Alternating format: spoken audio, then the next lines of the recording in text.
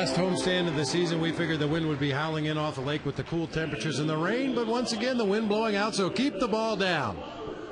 Well, let's check in on the highlights from Game 2 yesterday. After the Cubs got drilled 12-3 on Friday, they came back and played a perfect game really all around. Offensively, some big hits. Reed Johnson with a 2-run triple in the 4th inning off Daniel Cabrera. It was a good day for Giovanni Soto. He had 2 hits. That one an RBI double. And then a little dribbler. Cabrera tries to throw to the plate.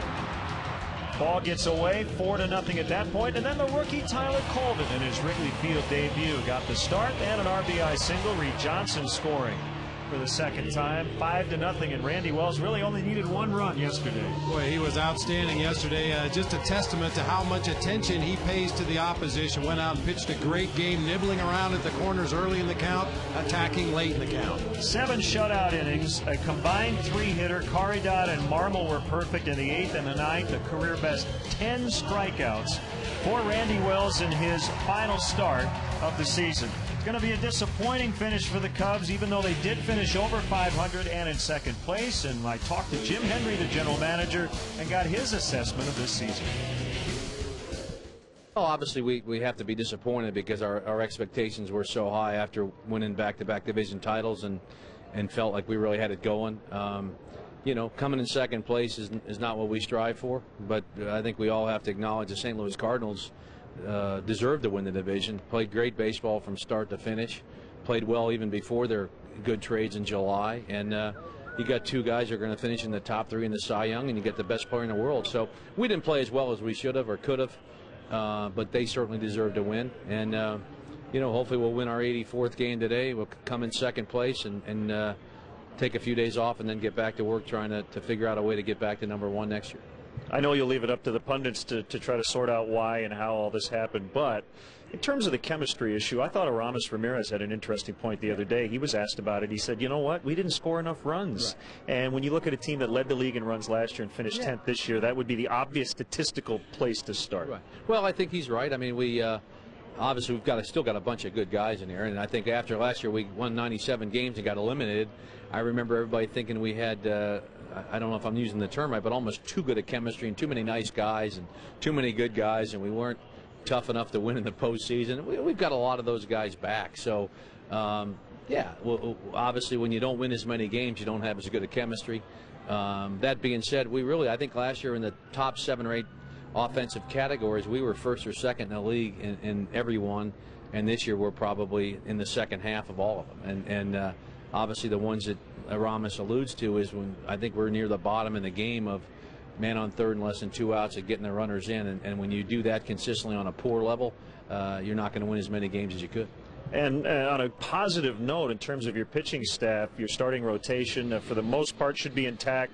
You have a closer now who's been perfect in save chances since taking over, so it's a lot harder to go out and get pitching, quality pitching, than it is to maybe pick up a bat or 2. Yeah, we've got a good thing going here. This isn't gloom and doom by any means. We need to make a couple changes, but everybody in the game makes changes every year at maybe a 30 to 35% roster turnover, even if you're the world champs. It's the nature of the game. We need to make some changes, but our core group is very good. We're not an old team. Derek's the oldest player on the team at 34, I believe, and certainly he's playing like he's in his prime. So, like I said, a couple changes here or there. You know, get it together by spring training, and most importantly, get the 4 or 5 guys that have always swung the bat and didn't swing the bat this year up to the potential back on track, and that'll take care of a lot of problems. One last thing on this 2009 season that I think it's worth mentioning, and that is, in spite of the injuries that happened, a lot of them were fluke injuries, that has no reflection on a great training staff, a world-class training and strength and conditioning staff, and your medical people as well. Yeah, we're very pleased. We got the best trainer in baseball. Mark O'Neill, Ed Halbert's assistant's terrific. Tim Buss gives his heart and soul to the club every day. No, sometimes it just happens. We don't use the injuries as an excuse why we're not in the postseason. They're part of the game. A year ago, St. Louis had them. Carpenter, I don't think, won a game for him down the stretch, or could. His injury, now he's going to probably win the Cy Young. It happens. This year, some of that was just bad fortune, and like the Aramis injury has nothing to do with how well conditioned he is. So, like I said, we've got good people. The people underneath me do a terrific job. And certainly we'll be back right in the thick of it next year. last thing, it's hard for you and Randy and your staff to take a breath because there is no downtime anymore. But do you need a little space from a season like this? Have you already started to look ahead? How kind of far away do you need to be from it to maybe more objectively determine what you need to do? Well, what I'm going to do is I'm going to do all my obligations today and meet with the media tomorrow, and then I'm going to get away from it for about 3 days. And then by next week, we'll get our main group, the top Major League scouts, and Randy and Oneri and Tim Wilkin and Chuck and Scott from the office together in Arizona for 4 or 5 days and begin to just kind of really dissect the pluses and the minuses and put an early plan together before our org meetings of how to go about making some changes in a positive way. So, you know, after this week, we'll get right back at it. Thanks to Cubs Vice President, General Manager Jim Hendry for sitting down and talking about the 2010 Chicago Cubs. We wrap up the 09 season coming up.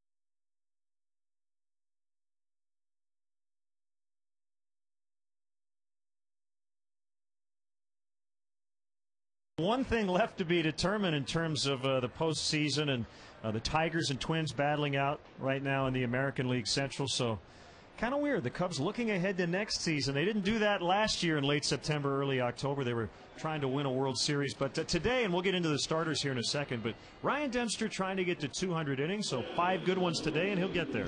Well, and I think Ryan is up for it. His last couple starts have been the best of the season, and you know he wants to get to that 200 number, and equally as important to get that 12th win. That'll give the Cubs 3 starters with 12. All right, let's look at those starting pitchers today, and 2 veterans on the mound. And they may try to take advantage of maybe some last day of the season aggressiveness. Do you think? I tell you, that last day, guys are packed and ready to go, and these are 2 veteran pitchers that could really take advantage of that over-aggressiveness on the part of the offenses. Ryan Dempster, by the way, has not allowed an earned run at Wrigley Field over his last 26 innings. So we're set to go. Game 161. The Cubs will come up 1 game short because of the rain out against the Pirates the other night. We'll have more from Wrigley Field after this.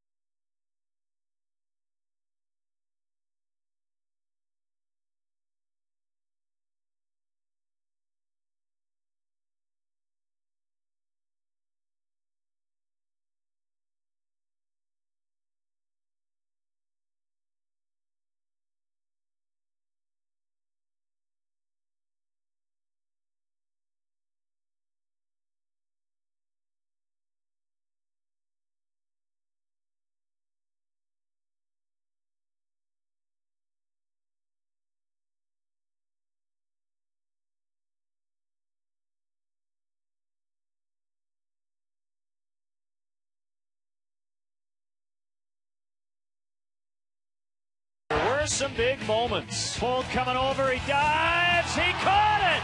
1-1 pitch, gets past, Cubs win! Oh. Deep drive and a grand slam for Derek Lee! Soriano got a grand slam!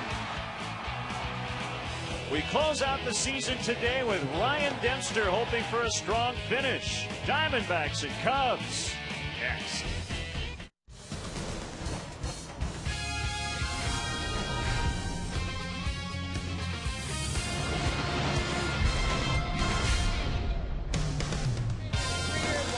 The fans' last opportunity to get their Cubs 2009 game day programs.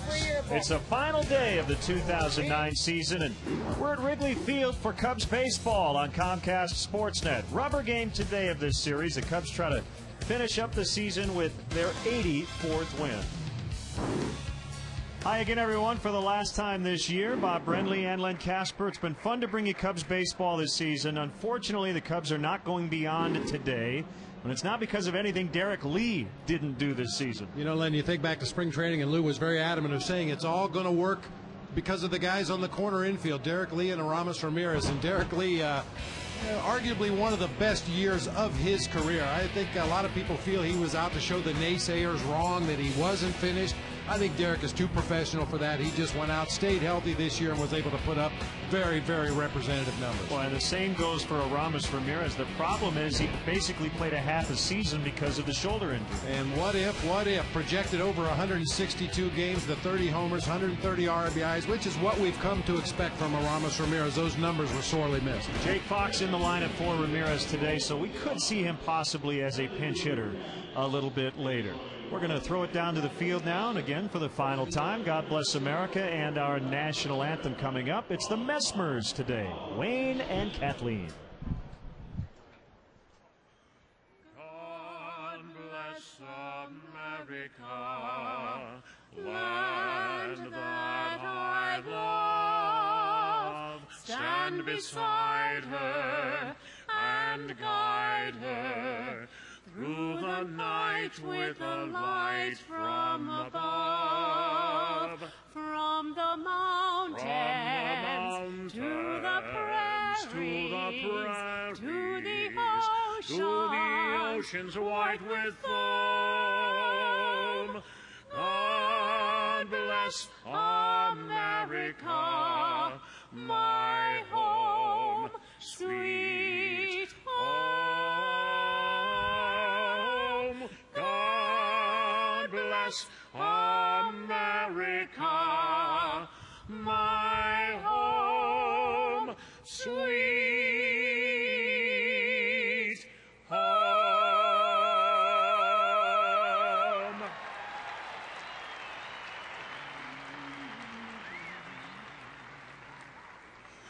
Oh, say, can you see by the dawn's early light what so proudly we hailed at the twilight's last gleaming, whose broad stripes and bright stars through the perilous fight o'er the ramparts we watched were so gallantly streaming, and the rocket's red glare, the bombs bursting in air, gave proof through the night that our flag was still there.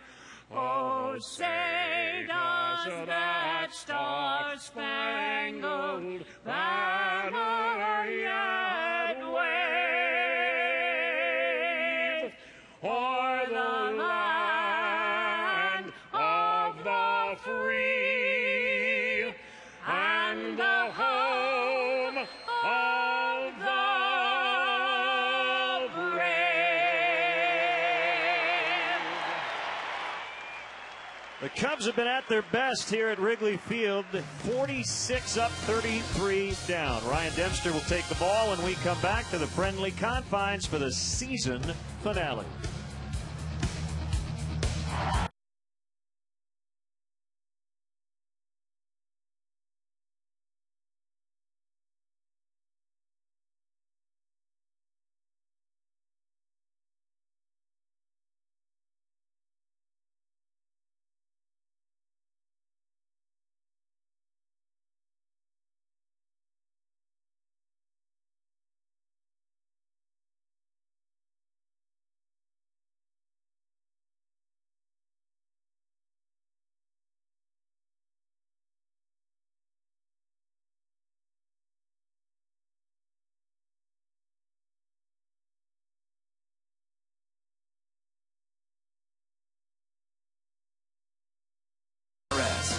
reinventing the vehicle that invented it all.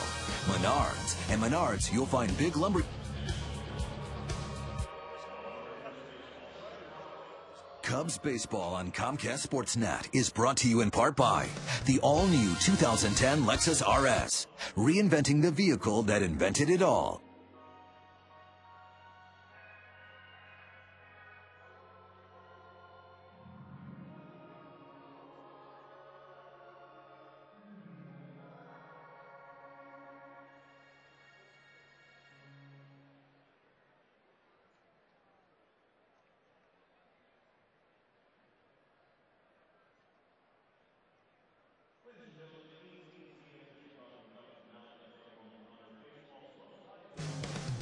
Cubs baseball on Comcast Sportsnet is brought to you in part by the all-new 2010 Lexus RS, reinventing the vehicle that invented it all.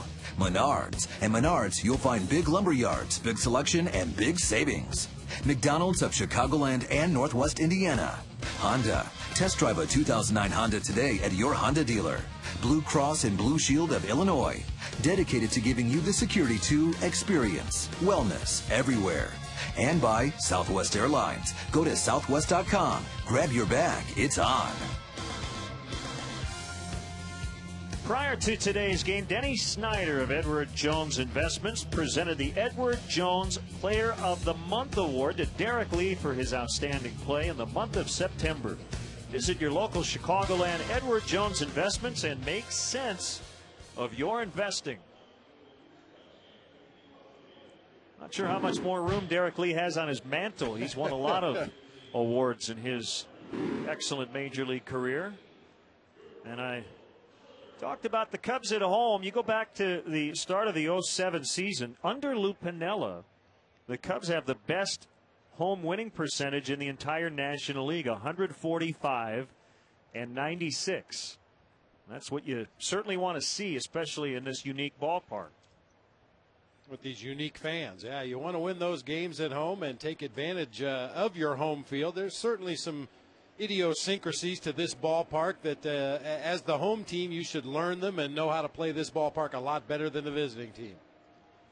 A reminder, today's telecast is presented in beautiful high definition, brought to you by Comcast. Well, we talked about Derek Lee's numbers this season in the open of the show, and I said arguably the best year of his career. Now, he has had statistically better years, but I think given all the turmoil with the ball club this year, the lack of a consistent number 4 hitter in the lineup behind him, the lack of on-base percentage in the guys hitting in front of him, for him to put up the kind of numbers he did this year is really remarkable. The same goes for Ryan Dempster, coming off a career year last year, but dealing with the health situation of his young daughter Riley, and Ryan saved his best for last. A complete game 5-hit shutout on Tuesday against the Pirates, so he's 5 innings away from 200 on the season.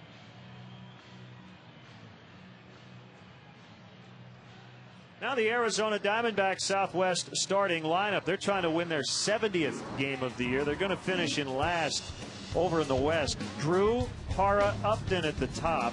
Montero, Reynolds, who had the proverbial golden sombrero yesterday, 4 strikeouts. Chris Young at center. Chad Tracy pretty much making his final start as a member of the Diamondbacks. He most likely won't be back with them. Ojeda at second, and Davis, the pitcher, hitting 9th.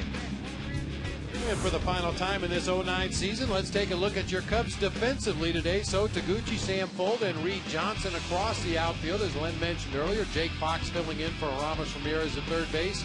Terrio and Baker will make up the double play combination up the middle. Derek Lee over at first.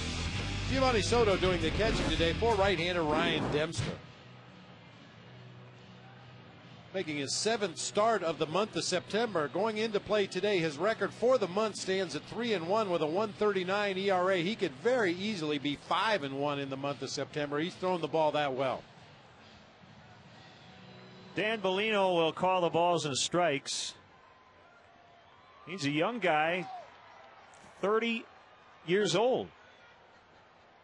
Paul Schreiber, Paul Nart, Ed Rapuano on the bases. So Dan Bellino hopes to be doing this for many, many more years to come.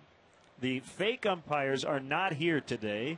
How do we know? We saw them after the game yesterday, and they were flying back home to Toronto. Or the faux pyres, as we came to call them. The faux pyres. That's Dempster against Stephen Drew. Here we go.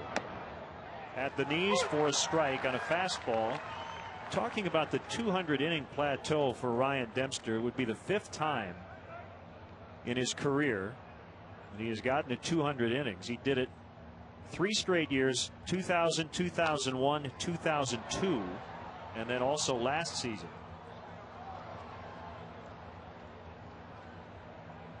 54 degrees, the wind out of the northwest at 11, so it's blowing out a little bit more to right today as opposed to straightaway center.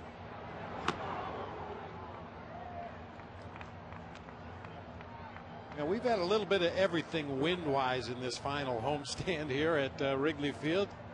A couple of games with the wind howling straight in off the lake. Very cold and brisk here at Wrigley. We had a cold night with the wind blowing straight out. We've had the wind go to left, and now today to right. And northwest technically is a crosswind, and that's a good omen for the Cubs. They're 8-0 when the wind blows out of the southeast or northwest.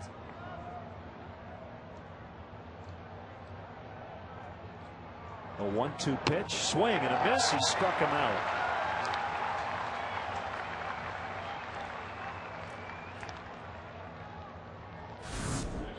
Good breaking ball right underneath the hands, right underneath the bat of Stephen Drew. Started as a strike on the inside corner, ended up down near the dirt.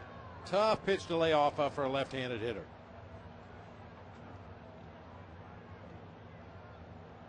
Gerardo Parra is playing left. Bats left-handed, right-handed swinging Justin Upton is on deck. Outside corner for a strike. All right, you talk about the team game all the time.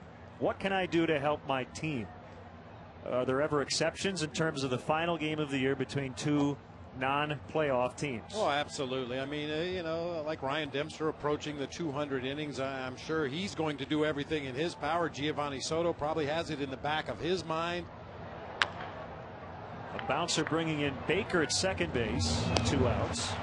You know, there are some reachable numbers for offensive players. They want to get to a certain number of hits or possibly a certain number of home runs. Well, if there was ever a time to be a little bit selfish and a little bit greedy within the framework of winning a ball game, today's the day.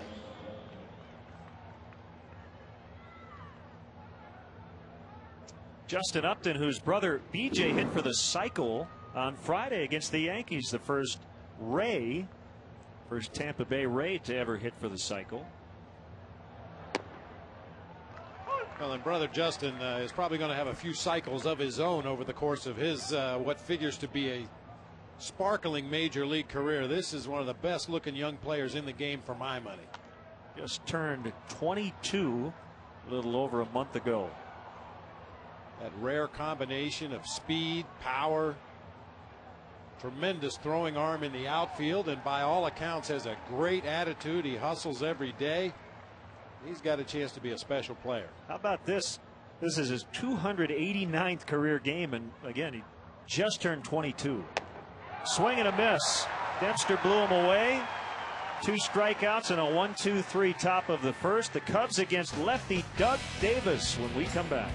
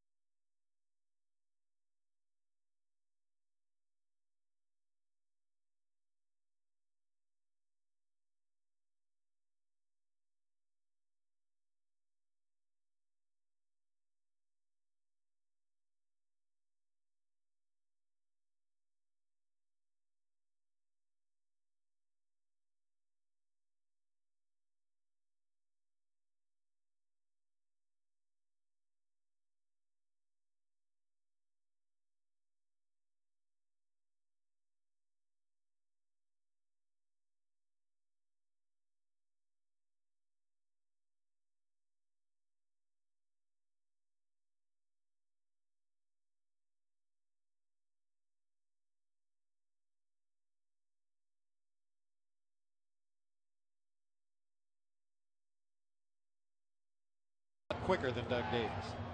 In terms of time, yeah. Yeah, if you've never watched Doug Davis pitch before, it can make you want to pull your hair out. A very slow, deliberate wind up with a couple of pauses in it. He can drive an overly aggressive offense crazy. It's tough to be patient against him. It worked against the Cubs earlier this season as he combined on a shutout. He's only 4 2/3 innings away from his 4th career 200-inning campaign. 7 2-hit shutout innings to beat the Cubs on April 29th, 10-0. In fact, it was Davis over Dempster in that ball game.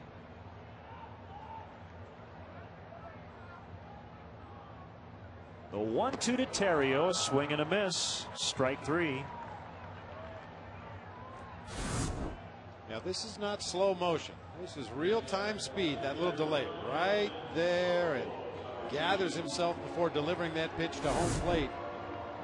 A lot of things you have to take into consideration as a hitter. Every hitter has some kind of a timing mechanism that he will use to get in a good hitting position against an opposing pitcher. When you've got a couple of stops and starts in your delivery the way Doug Davis does, it may take an at-bat or two to get into a rhythm with his delivery. So Taguchi, who inked a minor league deal in the offseason, spent the season at Iowa, and then came up to the big leagues in mid-September. The 1-1 on the way, a bouncer back to Davis. He tried the behind the back play, but goes to Ojeda instead at second, and he throws out Taguchi.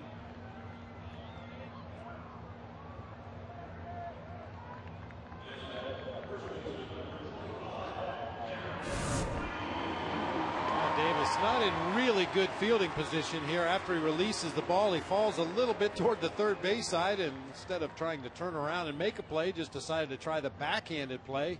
Got past it, but Ojeda right there to back it up. Now Derek Lee, who has struggled against Davis in his career, he takes a strike. He just 5 for 27. That's a 185 batting average with 12 strikeouts. Now 3 of his hits have been home runs.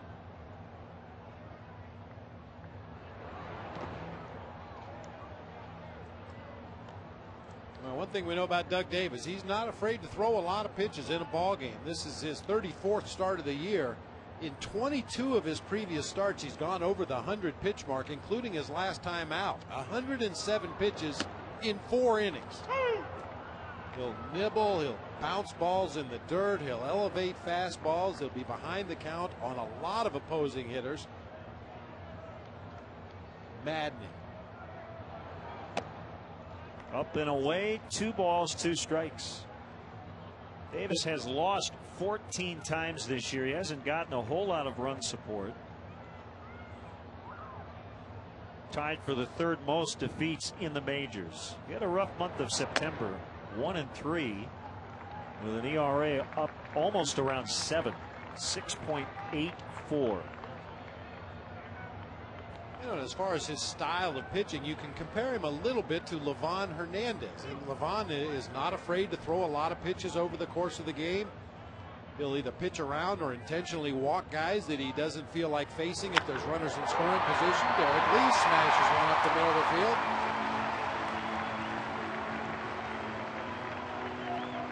And at that point in the ball game where with a lot of pitchers you're starting to get concerned about the pitch count, I don't think it's as much of a factor with Doug Davis or Livan Hernandez as it can be with some other pitchers.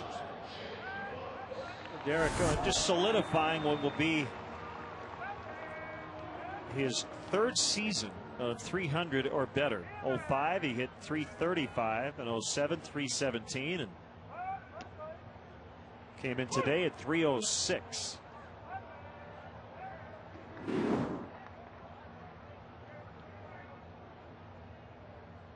Nice rookie campaign for Jake Fox.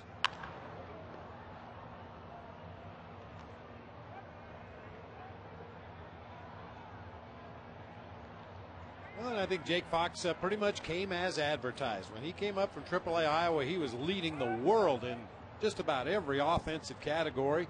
The knock on Jake was he's not a solid defender at any position, but as he told us and as we've seen, it's not due to a lack of effort. He's been out here working hard every day at multiple positions trying to improve his defense, and when he's been in the lineup, he's done some damage with that bat.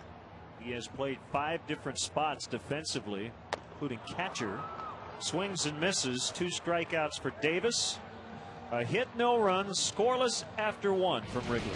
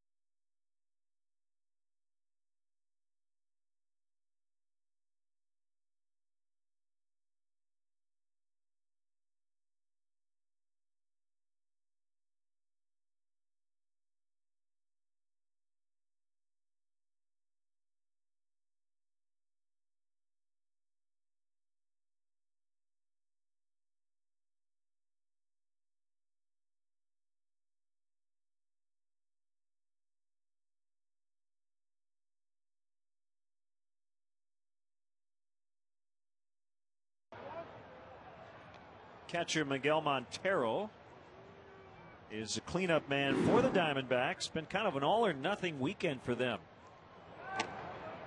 On Friday, they scored 12 times on 15 hits. Yesterday, no runs on just 3 hits.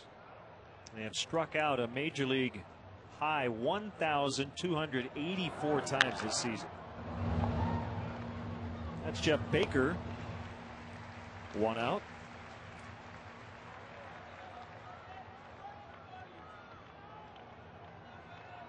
Comes Mark Reynolds. Speaking of all or nothing, Kind of the definition of it. 44 homers, 220 strikeouts.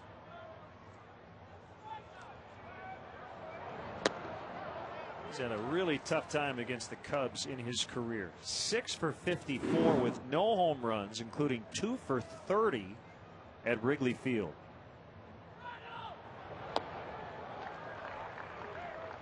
well, as you can imagine, a guy that has 220 strikeouts on the season has some holes in his swing. And the Cubs pitching staff has been pretty successful at attacking those weaknesses in the swing of Mark Reynolds, but be careful about making a mistake. This guy generates a tremendous amount of bat speed. Not only has he hit 44 home runs, some of them have been tape measure shots.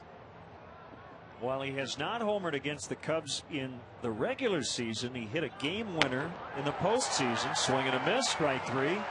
Back in game 1 of the division series in 2007.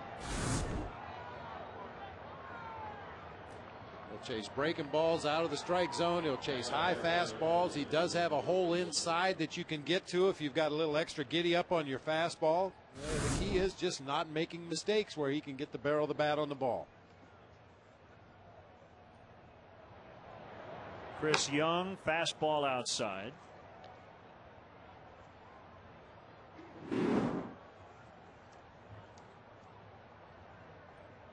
He had a big day on Friday. 4 for 7 in the series, but all the hits came in game 1.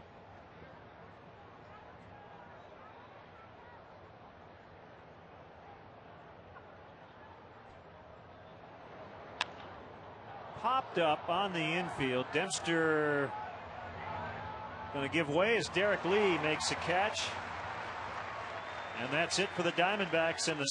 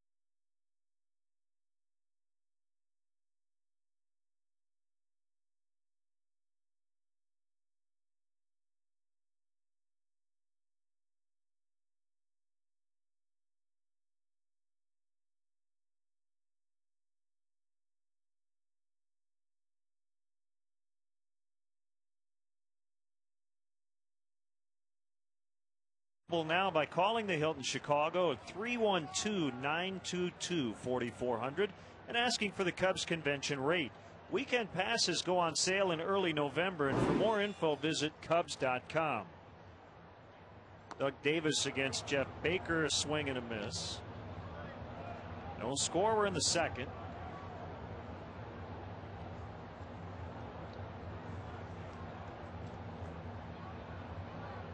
Baker a .307 average as a member of the Cubs. Toward the hole and past a lunging Stephen Drew.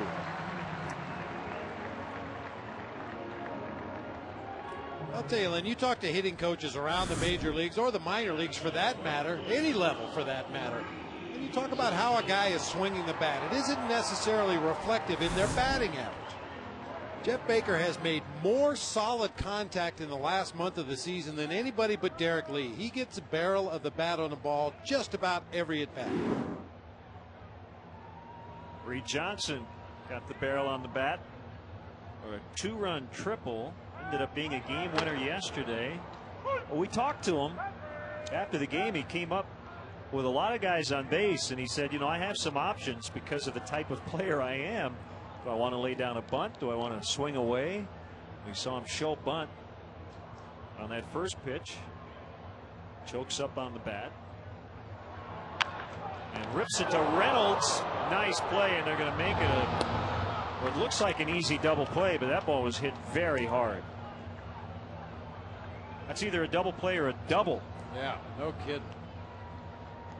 Unfortunately, Reed hits it right to Reynolds at third base. Showing bunt on that first pitch drew Reynolds in an extra step or two, and then Reed tried to knock it by him, but Reynolds able to make a good play.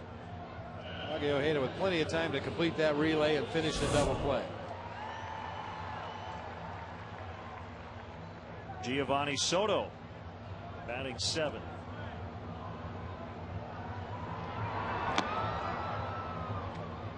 Good changeup from Doug Davis. Davis, a great comeback story. He had thyroid cancer surgery on April 10th of 2008. Missed a month and a half on the DL. Ended up making 26 starts last year, including one after he was diagnosed. Before he went on the disabled list to get the treatment, he wanted to make one more start.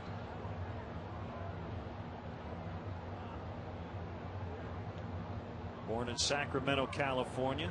Grew up rooting for the Oakland A's. 2-1 to Soto. Doug wanted me to thank everybody who took advantage of the event that he had for his foundation over at John Barleycorn's last night. A huge success, raised a lot of money for specially challenged youth at building some athletic fields so those youngsters can participate and enjoy their time out in the sunshine. Got a lot of rain around here right after yesterday's game ended, so it was a good day to be in one of the many establishments around Wrigleyville. And we were. Is there a bad day to be in one of the establishments around Wrigleyville? Yesterday was a particularly good day. Or several of the establishments around Wrigleyville? The payoff pitch is dunked foul back into the seats behind the visiting dugout. You know, we talked about the home field advantage here at Wrigley the last 3 years under Lou Piniella. Now the players have really taken advantage of it. And don't discount the fact that visiting teams come in here to Chicago and they enjoy Wrigleyville as well. Swing and a miss. Changeup got him for his third strikeout. 2 hits over the first 2 innings, but no runs for the Cubs. A scoreless tie.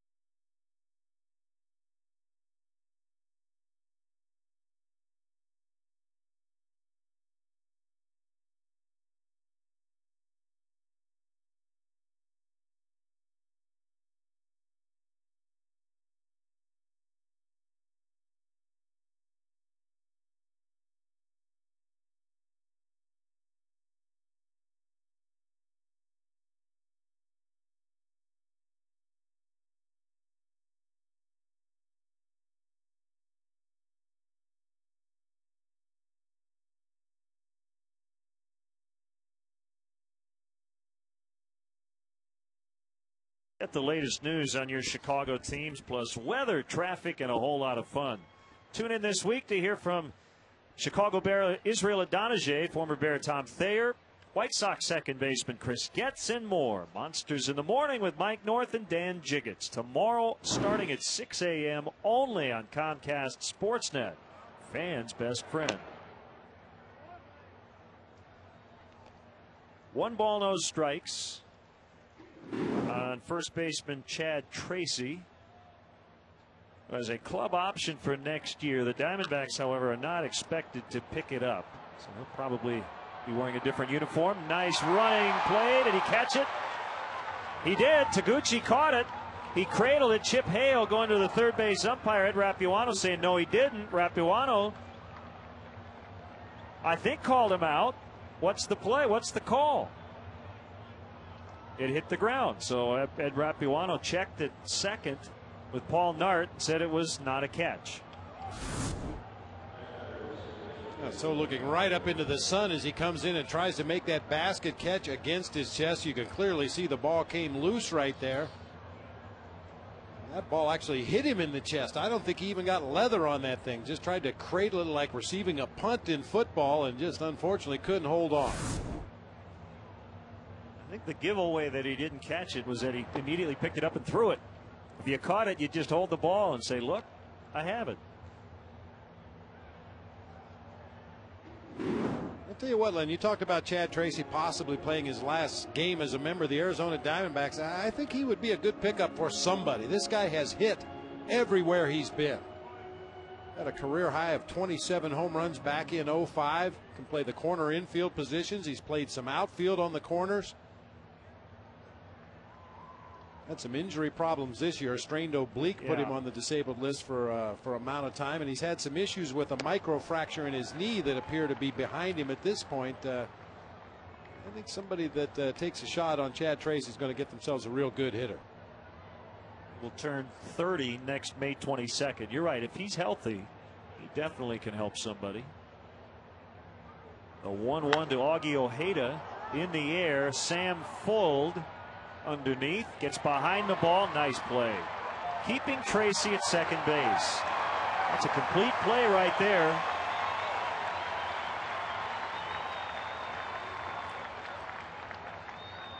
Yeah, you're right. There's stages to a defensive play for an outfielder. The first stage was to get behind the ball. Obviously, catching the ball is part of it, but then getting rid of it quickly to hold that runner at second base. Now, Tracy had thoughts about trying to tag in advance, but when he saw Sam Fuld get behind the ball, that lessened his chance of going to third. And when he saw that strong throw in the air quickly, that eliminated his chance to go to third. Doug Davis throws lefty and bats righty. The Cubs pitching staff, the last 8 games, they've dealt 3 shutouts. One by Ryan Dempster. Carlos Zambrano had the other, and then yesterday Randy Wells combining on a shutout.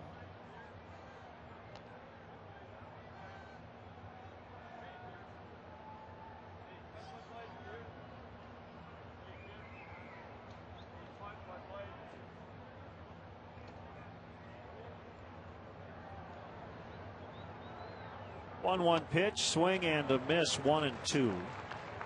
I'd say not two of the stronger hitting pitchers in baseball today, Davis and Dempster. Although I know Ryan's worked very hard at it. Davis a career .088 hitter. Dempster's quite a bit better, .096. 8 full points better as Davis strikes out. It's that great Gazoo helmet. That's what's doing it. Yeah, it's funny, Lynn, because I talked to Ted Lilly briefly in the clubhouse before the ball game today and congratulated him on what I feel is an outstanding season for Ted Lilly. And all he wanted to talk about was working on his hitting in the offseason. He's talking about some mechanical changes he's going to make. He's going to come back next year and be a better hitter. These guys take a lot of pride in that. Drew with an opposite field hit. Tracy coming around. Taguchi up with it. Here's a throw to the plate. It's going to be offline and tardy. And J.D. Drew gives the Diamondbacks a 1-0 lead. It'll be a single. He moved to second on the throw to the plate. This piece of opposite field work by Stephen Drew.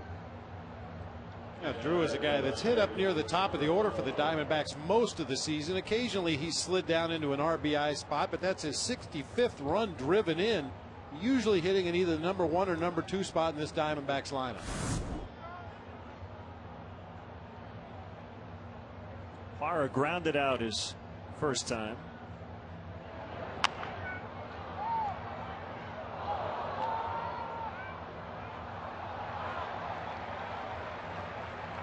Strike to Parra from Venezuela, signed back in 04, and was their number 3 prospect according to Baseball America last year.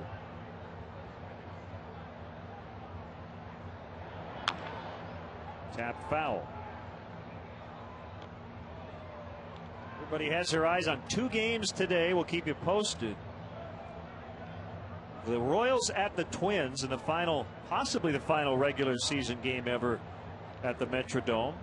The Twins jumped on Luke Hochevar for 4 runs in the first inning.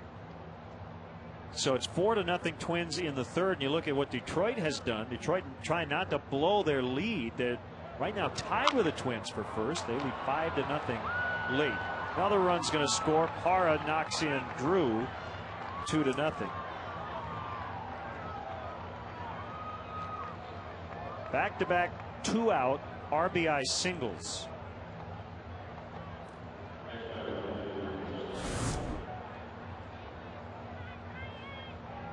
Came on a sinker that just didn't quite get out there to the outside corner where Dempster wanted it. Parra was able to get the barrel on it, hook it back to right center field.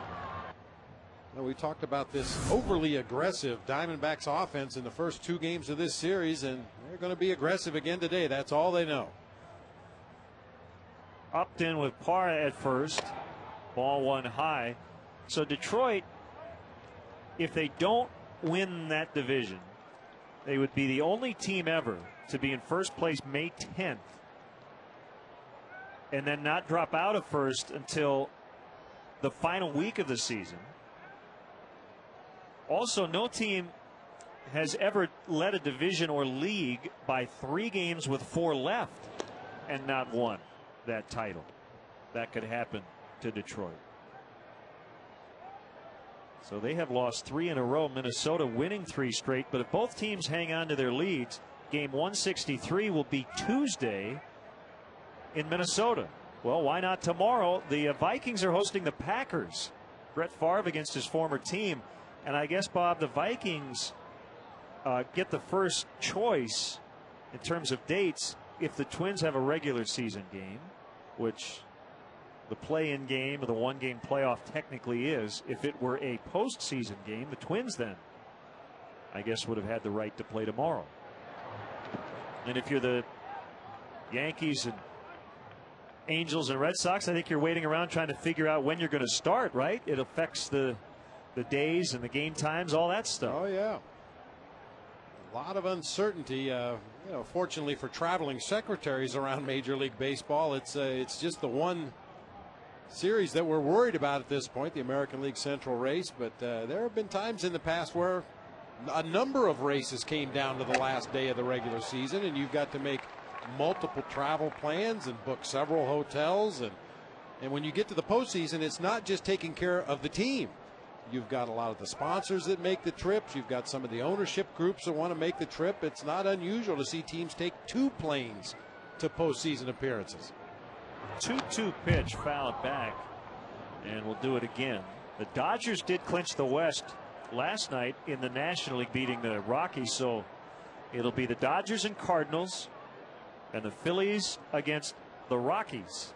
That'll be a rematch from a couple of years ago.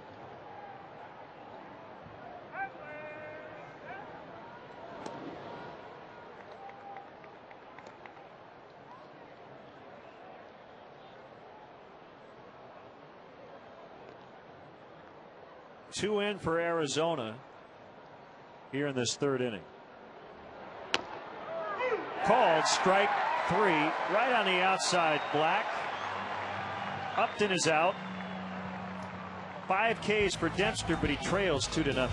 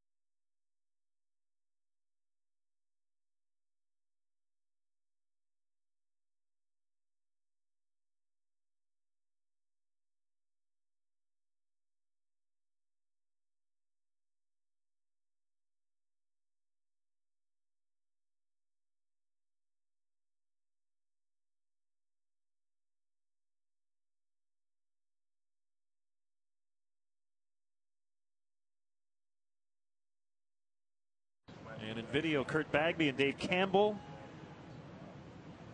And a Tom running around somewhere. I want to thank everyone on our great home crew. That is a strike on Sam Fuld.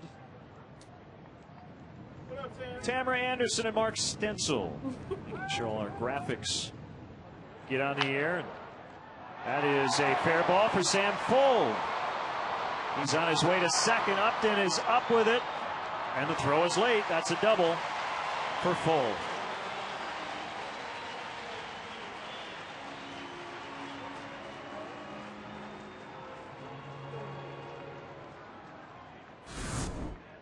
And puts it right inside that first baseline. I talked about the throwing arm of Justin Upton earlier in the ball game. He makes this a fairly close play at second base. With Sam Fuld's speed, you would assume that's an easy double as far as Upton had to run, but his throw back into the infield on the money but high. Sam in there with a leadoff double. Dempster going to move him up. His 7th sack bunt of the year. That goes 1-4. A runner at third with only one out.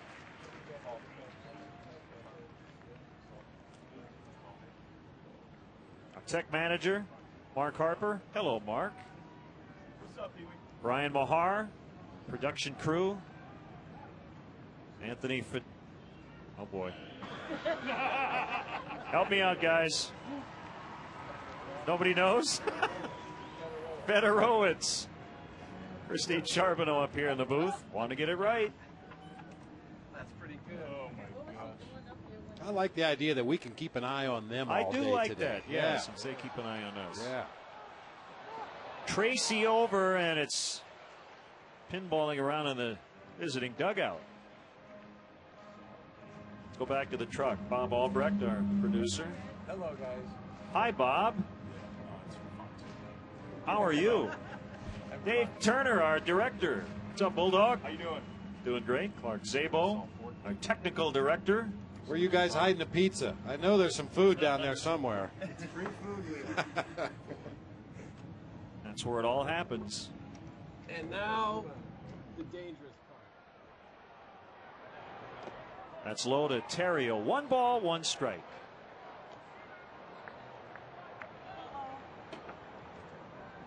Hi, Danielle. Hi. How are you? Danielle Denning.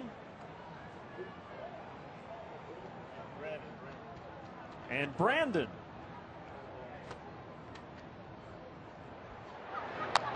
Fouled off. Look out. That ball was scorched by Terrio.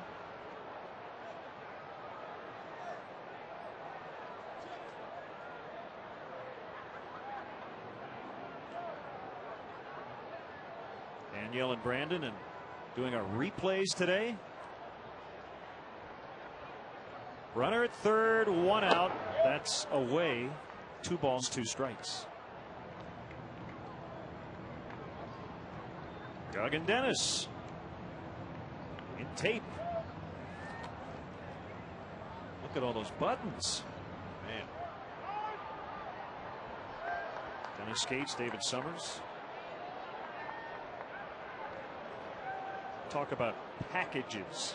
Be groups of highlights and replays.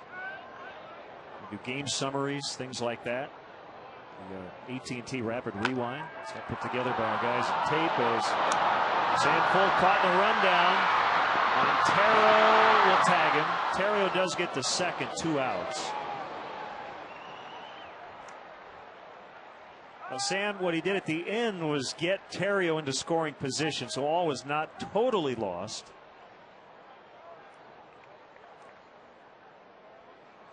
Well, you'd have to assume Sam Fuld's going on contact right there. The one wild card is when the ball is tapped back to the pitcher, and unfortunately that's what happened right here. Sam was caught in no man's land, but was able to stay in the rundown long enough for Terrio to get himself into scoring position here with 2 outs for So Taguchi.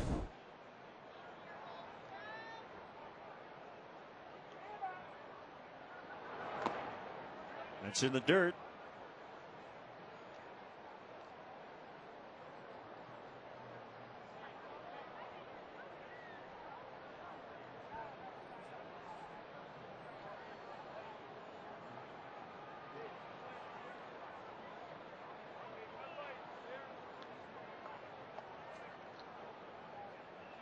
1-0. So went around for a strike.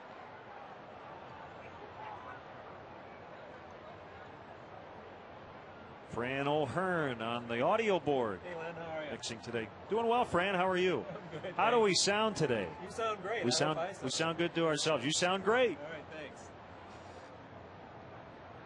And Fran's the one who put this all together so we could hear them in the truck on the air.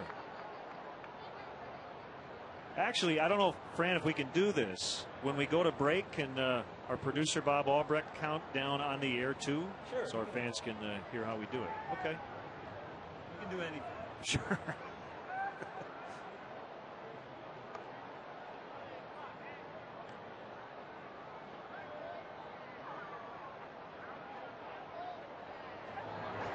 That's high. 2 balls, 2 strikes, and now Montero will go out and chat with pitcher Davis. Well, last game or not, Doug Davis is going to work at his pace. No question about it. That's all he knows. He's found something that he feels works for him, although the results might speak otherwise, but he's comfortable working with that very deliberate pace. I tell you, there's so many aggressive offensive players, especially in the National League, that I think that delivery in and of itself is a huge advantage for him. You just get impatient. You want to make something happen. You don't want to stand there and have an at-bat that takes 10 minutes to see 5 pitches. You want to attack the first thing you see close to the zone, and that plays right into his hands. Way inside. How did Taguchi get out of the way?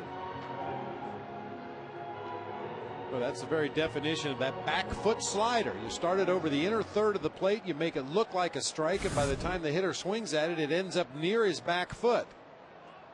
Actually would have probably hit his back foot if he hadn't picked it up off the ground. So almost got hit on the toe. Ooh. As he chokes up on the bat. 3-2. Davis does not want to walk Taguchi and have to face Derek Lee. But he does. And then a wild pitch on top of it, allowing Terrio to get to third.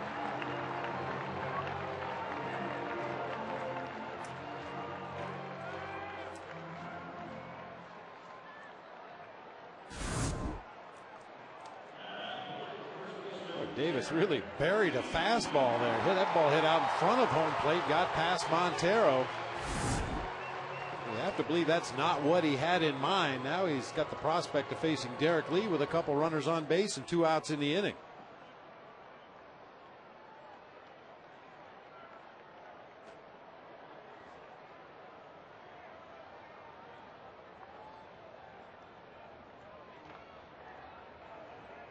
First and third for Derek, who's 1 for 1. The kick and the pitch by Davis. A tapper picked up by Montero, and this will end the inning. All right, producer Bob Albrecht, take it away as we go to break. Here we go, music friend, in 5, 4, roll your brake card.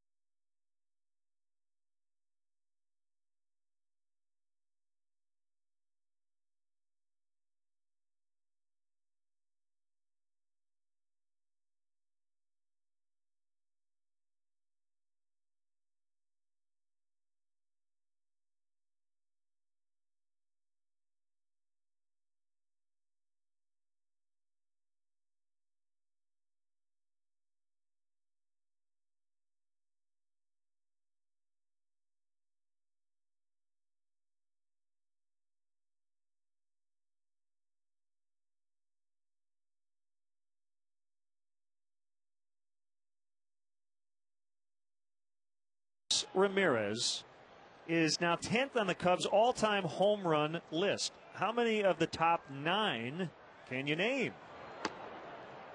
Called strike on Miguel Montero. We're in the 4th, 2-0 Cubs. 188 homers for Aramis. I can tell you who 11 and 12 are on the list. Don't look at the media guide. I was looking up something else. Yeah, right. Andre Dawson 11th, Derek Lee 12th.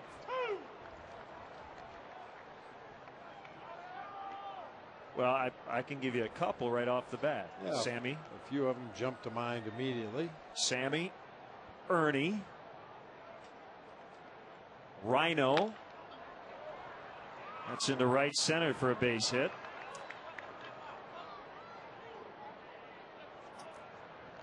Santo, Williams. We got more than a half right there.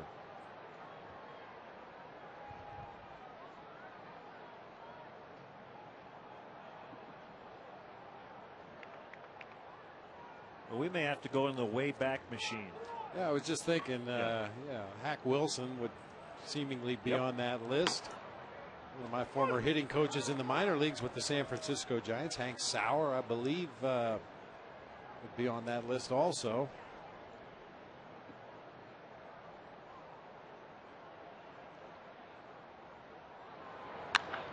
Reynolds rips it into the left field corner. And that'll be extra bases for him. Chip Hale, the third base coach, is going to put on a stop sign to stop Montero. 2nd and 3rd with nobody out.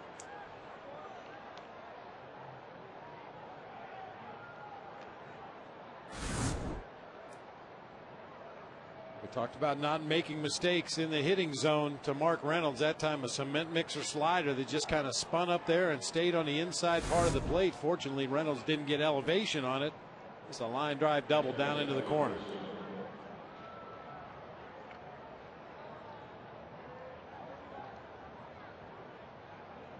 It gets a little tougher now for Dempster, as the cornermen will move in. They're back up the middle, and Chris Young sends that ball very deep to left, and it's into the basket for a home run.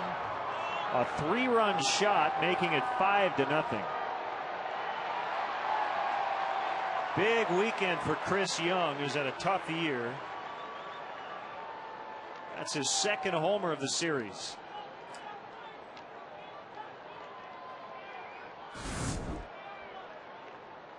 Dempster with another mistake slider right in the middle of the plate. Both the double to Reynolds, the home run to Young, very similar pitches, just kind of spun up there, never really took the break and got on that outside part of the plate where he wanted him. For Young, it's his 4th homer in just 9 career games at Wrigley Field.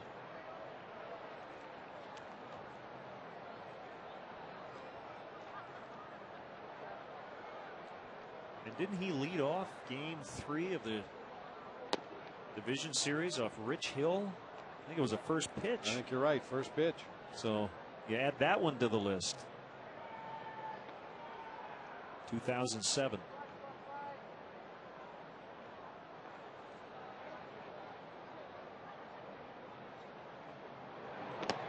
Swing and a miss by Tracy on a changeup or a split, 1-2.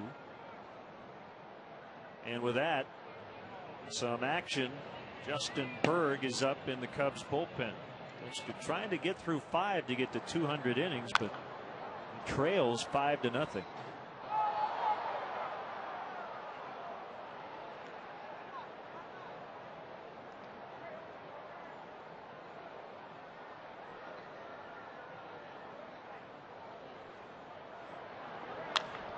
Hold on the ground, backhanded by Lee. Dempster over quickly to cover first, 1 away.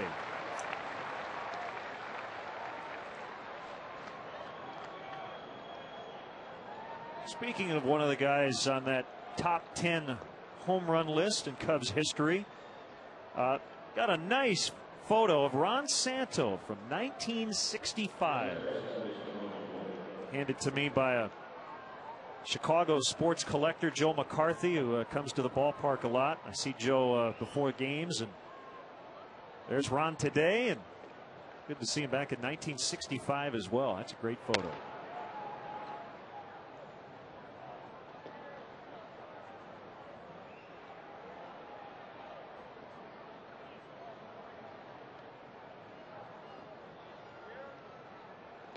1-0 to Ojeda. Swing and a miss, 1-1.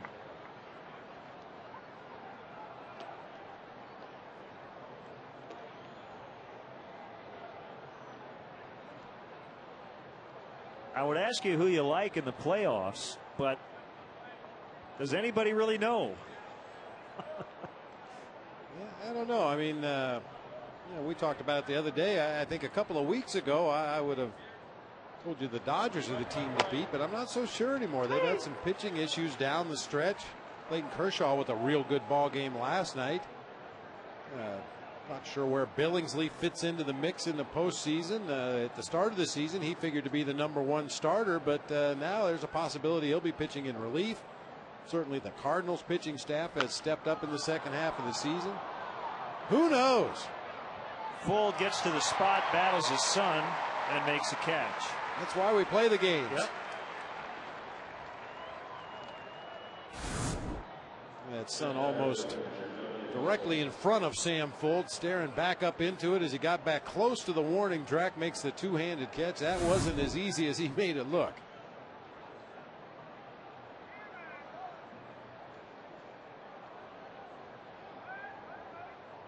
Davis, a beneficiary of the Young home run, leading 5-0.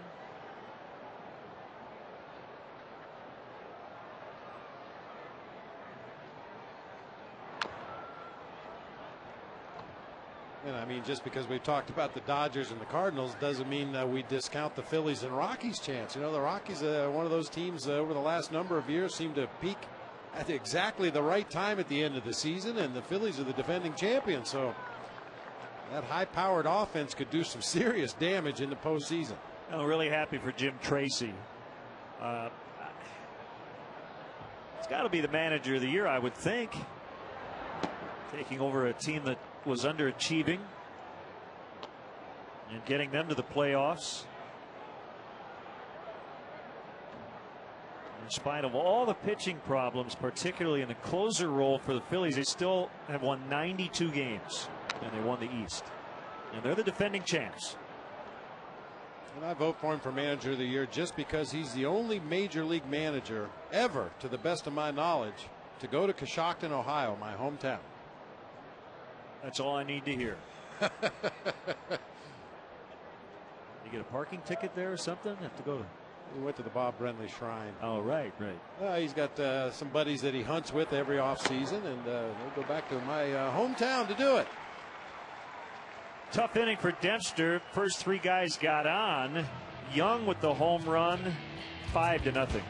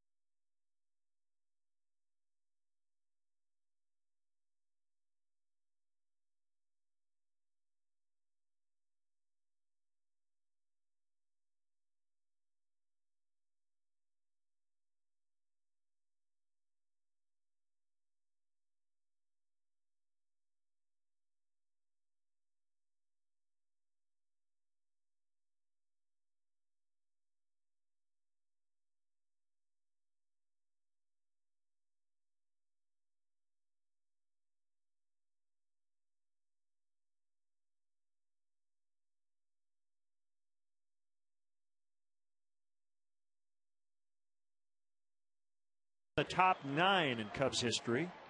We named most of them. Hack Wilson is 9th.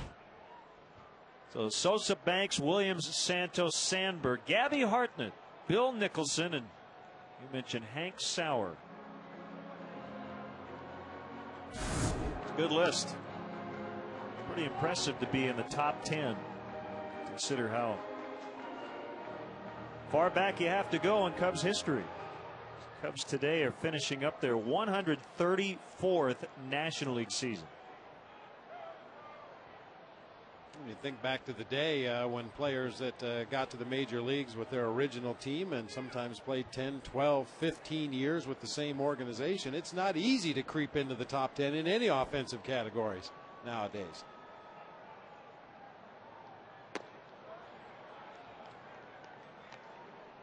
One strike on Jake Fox.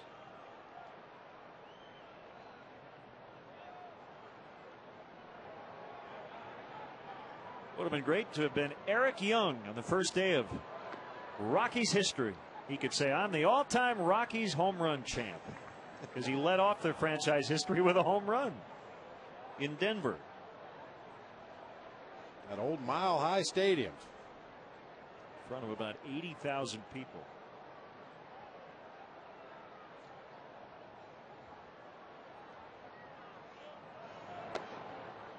One and two on Fox.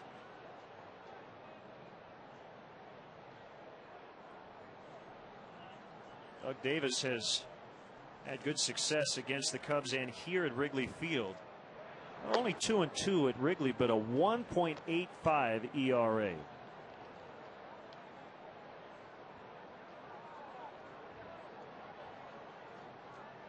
You know, we've talked about Doug Davis's delivery throughout the ball game today. It's kind of funny that his right-handed counterpart in the rotation, Dan Herron, has a similar little pause in his delivery from the right side.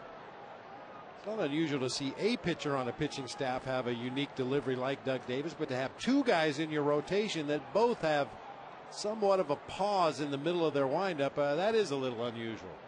I wonder if they swap notes. In on the hands and a foul pop-up on Terrell with a pretty routine play. Attention Comcast Digital cable customers, catch Comcast Sportsnet Plus games all season long on CLTV, available on Comcast Digital Starter. Call Comcast today for Comcast Digital Starter to get access to Comcast Sportsnet Plus games. Call 1-888-4-BEST-TV.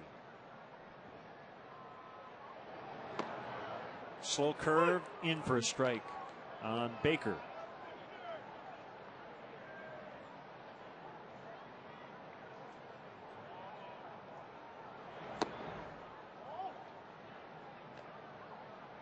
Sometimes some strange things can happen on the final day of the season. You could have a player being handed the lineup card and the manager says you manage. You could have a guy trying to play all 9 positions, won an inning, but I haven't heard of any sort of wacky stuff that was supposed to go on today. I don't know if you read anything or heard of anything. Nothing that I know of. And usually those kind of things, you're given a little bit of warning ahead of time just so everybody is aware that it's going on. And I haven't heard anything today.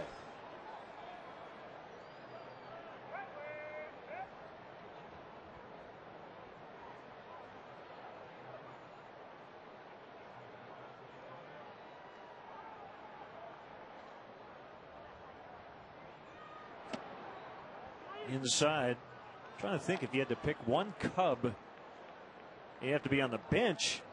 Who would you ask to manage today?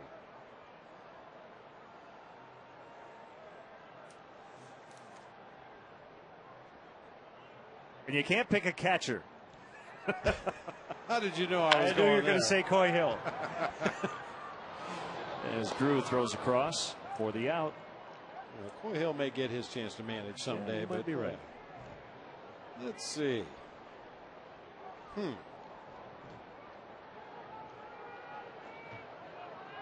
Now we'll let Lou do it. Yeah, Ted Lilly would be an interesting choice.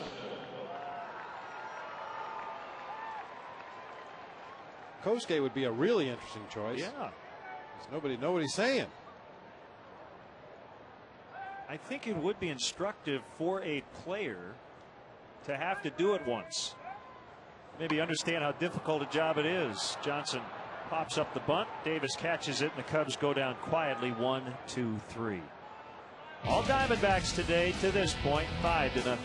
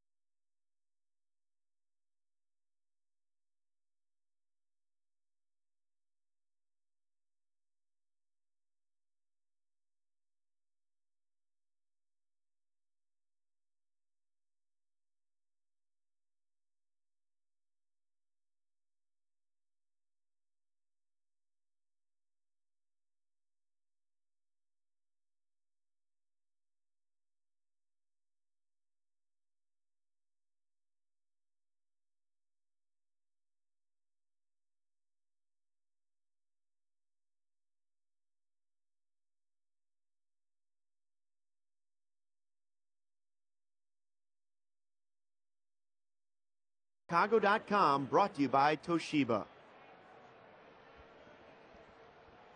Thanks to Luke and all the great Comcast Sportsnet reporters who've helped us out throughout the season. A strike on Stephen Drew, top of the order for the Diamondbacks here in the 5th, leading 5-0.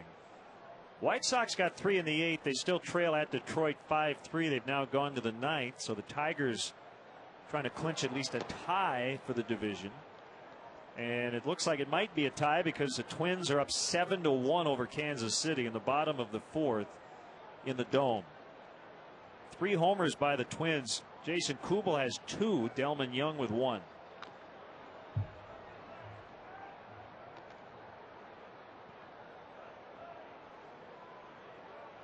Well, I have to tell you, I think it's going to be really interesting to see what effect the new ballpark is going to have on the Twins next year. First couple months of the regular season, and certainly the last month of the regular season, playing outdoors in the elements instead of underneath the roof. Called strike 3. Number 7 for Dempster.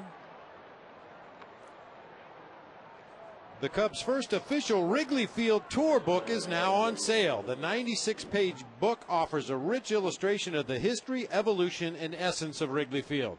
Complete with more than 150 photos and a souvenir postcard pack, the tour book makes a perfect collector's keepsake of the friendly confines. Tour books can be purchased for $15 by calling 1-800-248-9467. Cubs team photographer Stephen Green with some unbelievable photos of some things at Wrigley Field you've seen before and maybe some things you haven't.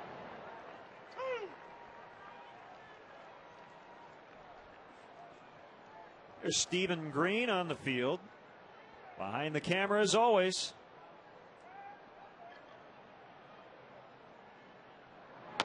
Well, the great thing about Steve is obviously he spent a large part of his life out here at Wrigley Field taking pictures of this wonderful historic structure, but he always seems to find new angles, new ways to look at things. And geez, I've never seen it that way before. That was a swing and a miss, and the ball ended up getting away from Soto, and Parra reaches.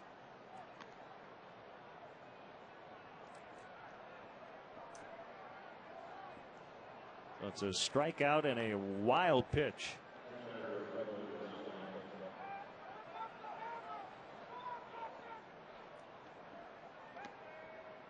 Upton has struck out twice. The last time looking on a pitch just on the outside part of the plate.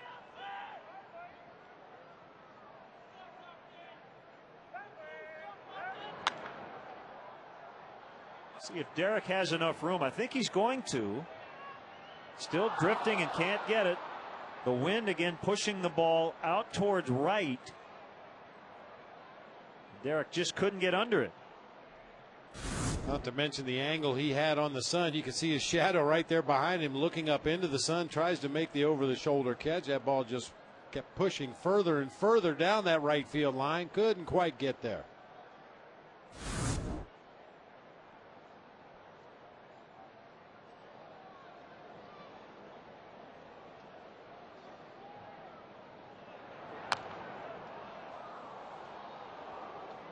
We want to congratulate Brian and Trina Unverzak, who welcomed their third son into the world a couple of days ago. Gavin Brian Dale, checking in at 8 pounds and 10 ounces.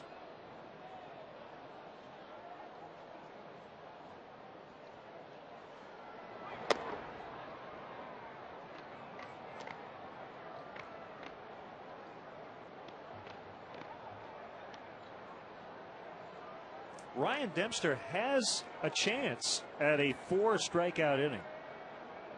Well, I suppose he could have more than that technically, but it doesn't happen very often. Kerry Wood, the last Cub to have 4 in an inning back in 2002. Dempster has 2 this inning, but only 1 out.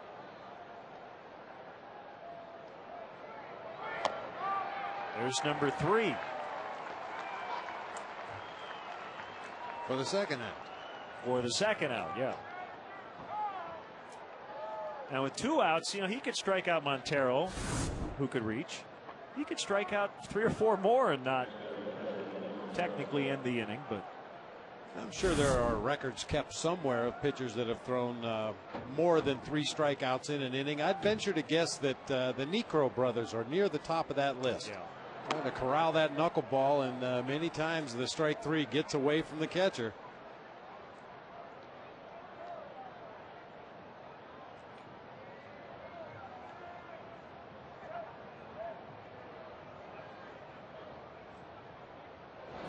Throw to first and par it back in time.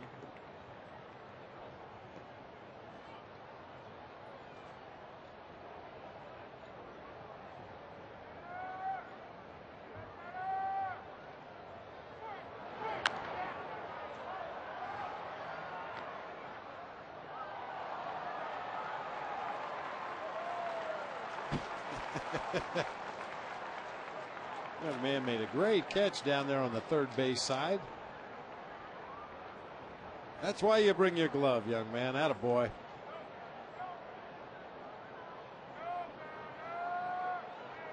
The kick, the pitch, strike 2. He is a strike away from 4 strikeouts in this inning.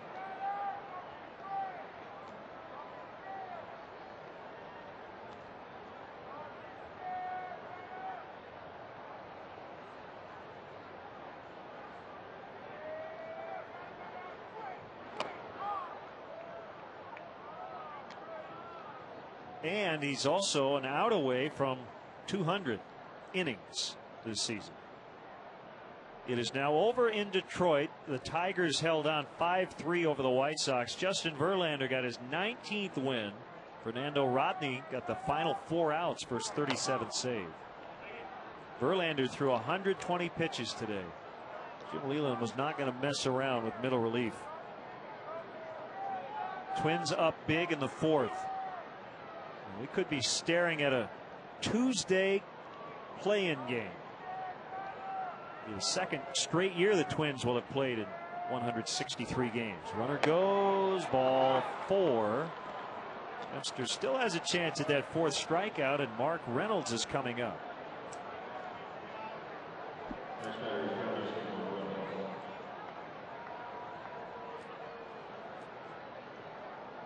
Well, and that has a serious effect, Len. I mean, obviously the Twins and the Tigers have been grinding pretty hard for the last couple weeks of the season, and now the possibility of a play-in game.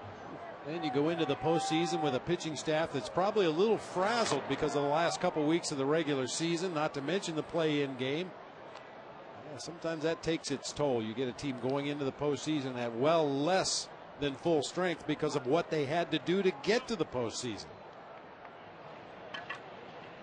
Berg and the lefty Marshall are up for the Cubs.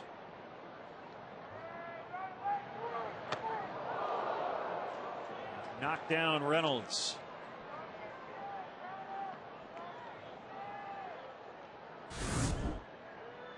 You see Gio wants it up. That ball just continued to tail further up and in.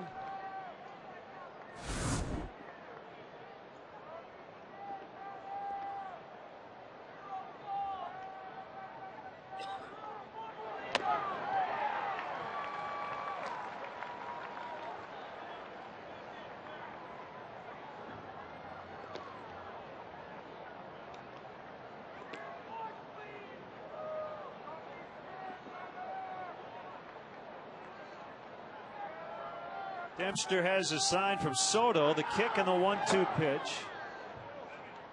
2-2. Want to make it happen right here on the 2-2 pitch with 2 outs in the inning. If you go to that full count, the runners will be in motion. A better chance of scoring the guy all the way from first base on an extra base hit. So you definitely want to make your pitch right here. Struck him out. 4 punch outs here in the 5th inning. Something you don't see very often. The Cubs haven't seen it in the last 7 years. 5-0.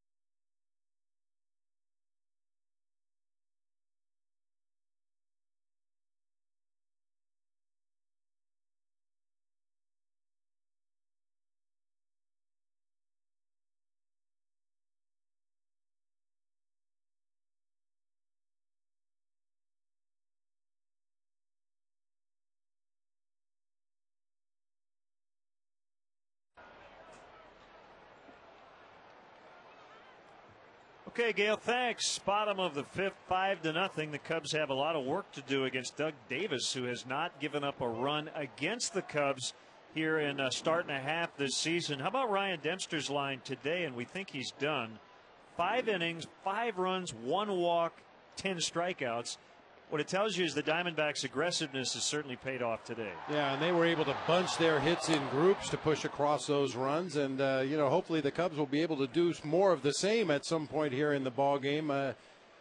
No pitcher likes to go into the offseason with a loss. Regardless of what your numbers are, how many strikeouts you have, you always want to win that last one going into the offseason. So the number 8 hitter, Sam Fuld, and then Bobby Scales will bat for Dempster.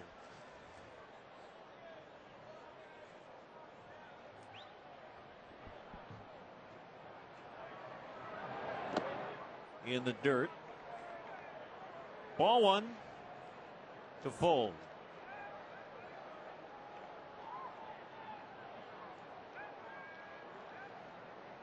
Another cool one today. I like to think it's going to warm up at some point in October, at least for a few more days.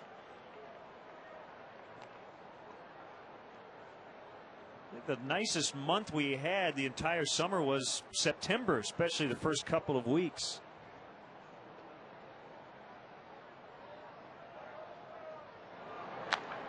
Look out, another rocket. Really hard hit balls into the stands today.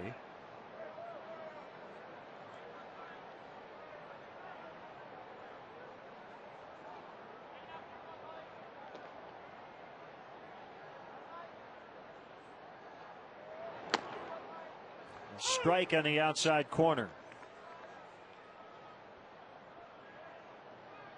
Like Sam Fuld has proven that he can play at this level. And going into spring training next year, a lot of it depends on what the Cubs do in the offseason in terms of free agency and possible trades. A high fly to right. Very well hit. Upton's back. Oh! Sammy Fuld with his first career homer. First career RBI, and he gets it done on the final day of the year. The weight of the world has to be off his shoulders.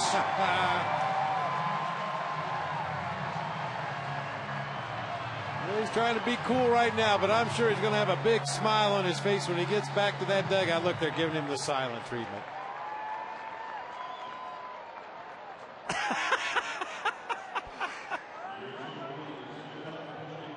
I love it. Oh, congratulations to Sam Fuld. Boy, what a great approach there. That the big breaking ball from Doug Davis, stayed back and crushed that ball to right field.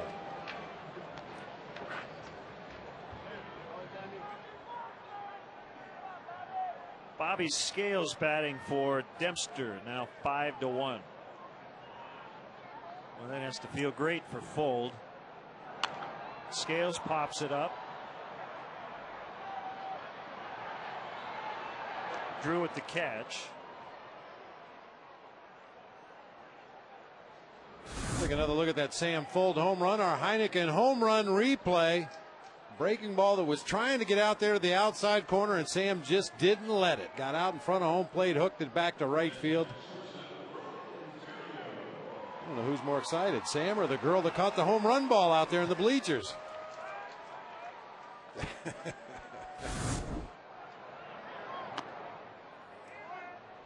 Ball one to Ryan Theriot. We'll see Sean Marshall in the sixth.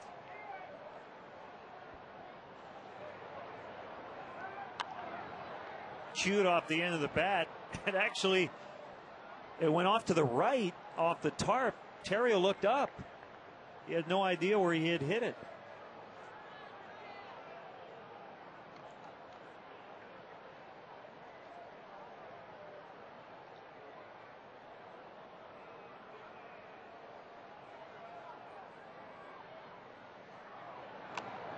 Bunted by Ryan, and what a catch by Montero in foul territory. A diving grab on a bunt attempt. That'll end the inning. But Sam Fuld with his first career RBI, and hey, why not? Hit a home run in the process. It's now 5-1 Arizona.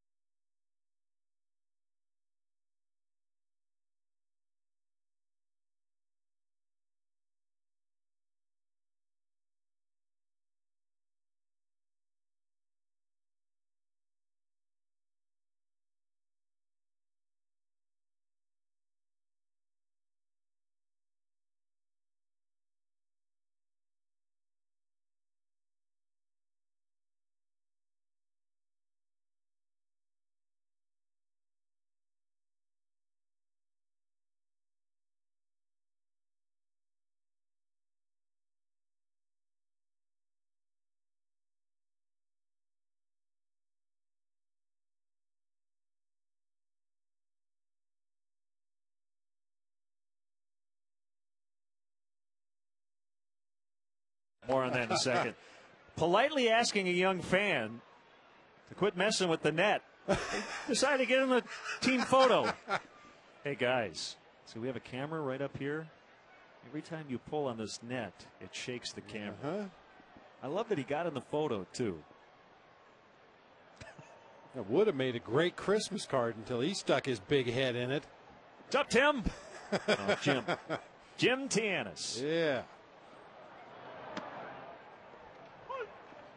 One strike. Sean Marshall now in the ball game. 55th appearance. Facing Chris Young. The big blow today, a 3-run homer in the 4th.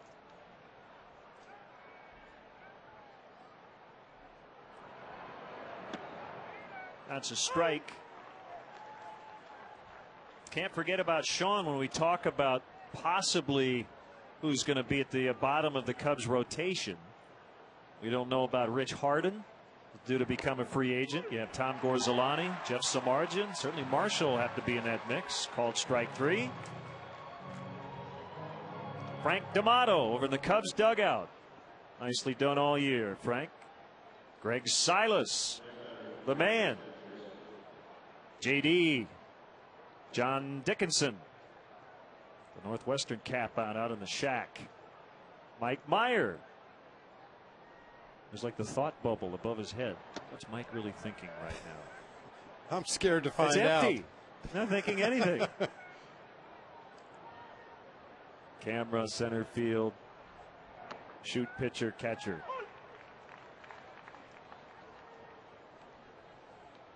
Dave Cella. Go ahead, Dave. You go ahead and take that.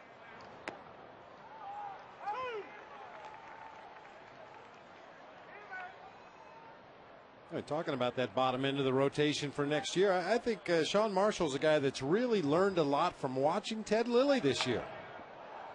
For a long time, Sean Marshall was a fastball curveball pitcher that would show an occasional slider and an occasional changeup, but he's incorporated all 4 pitches into his arsenal this year, and watching Ted Lilly throw that backdoor slider, I think, has been a revelation for Sean Marshall. He's got 4 good weapons he can use now. 2-2 to Tracy. Win Griffiths right behind Bob. Win is high maintenance. He requires 8 monitors to do his job. He's watching every game but ours. Tapped foul.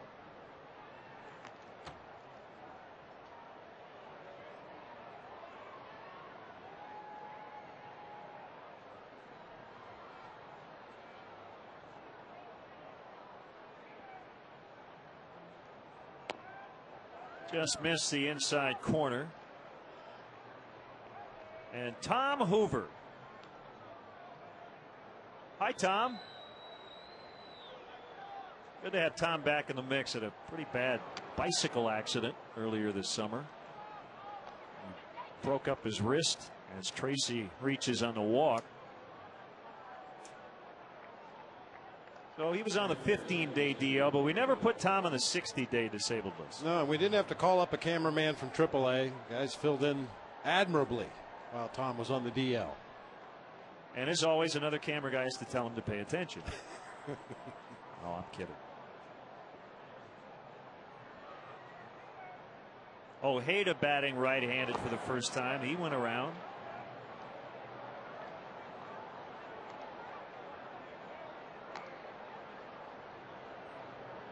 See, Tom is working for the Diamondback show today, but works on our show a lot. He's listening to Mark Grace and Darren Sutton over in the visiting TV booth. Always good to see Gracie back here at the ballpark. Bounced right side and through for a base hit.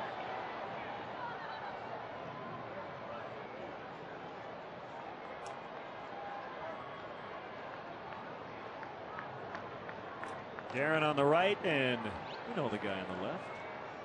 Of course, he's riding left-handed. Not a big surprise. Mark Grace still very popular here on the north side.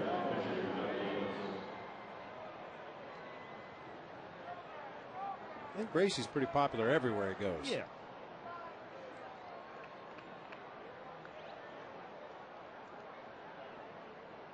Davis will try to move the runners both up for Drew.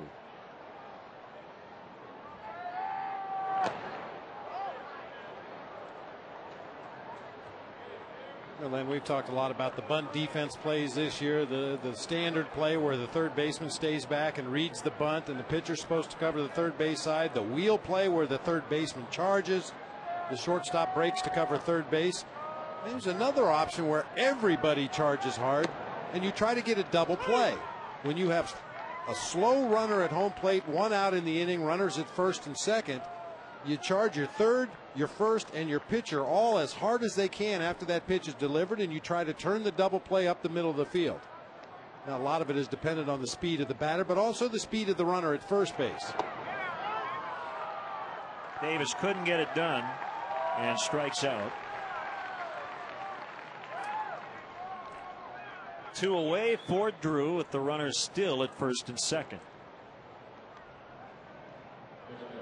Mark your calendars, fans. Starting November 1st, fans can sign up for the 2010 Cubs Club, the official online fan club for die-hard Cub fans. Space is limited, but members' benefits could include a chance to purchase tickets before they go on sale to the public, attend a special private event on Wrigley Field, and use a VIP gate entrance to the park.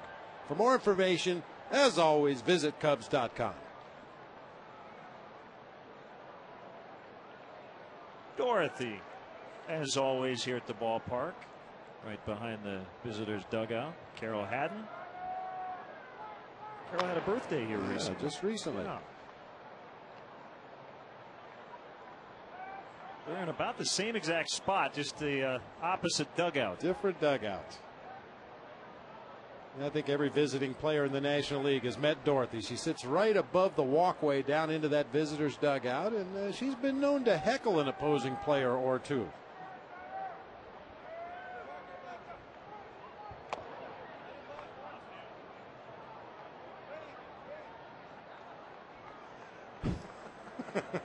Hi, Dorothy. Has her scorecard and pencil. Baker backs up a bit into the grass and throws out Drew to end the Diamondbacks' 6th. It's Arizona 5 and the Cubs 1.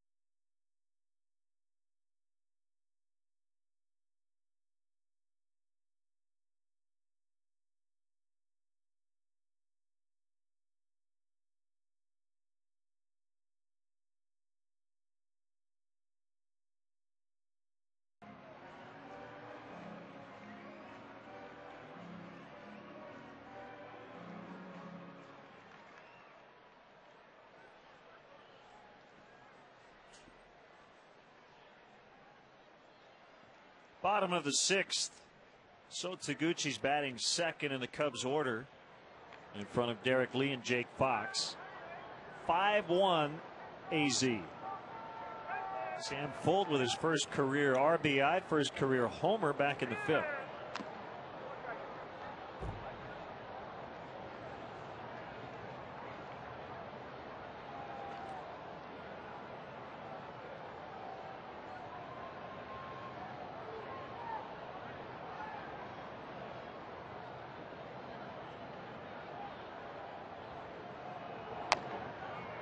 Swing and a miss, strike 3. Thursday, it's Motown Madness as a playoff rematch. Reignites on Comcast Sportsnet. Patrick Sharp and the Blackhawks face off against the Red Wings, followed by Smirnoff Vodka. Blackhawks post-game live. A Winter Classic reunites. Blackhawks Wings live from Detroit Thursday at 6:30 right here on Comcast Sportsnet, fans' best friend. I think some Smirnoff Vodka is following our game today, right? I believe so, among other things.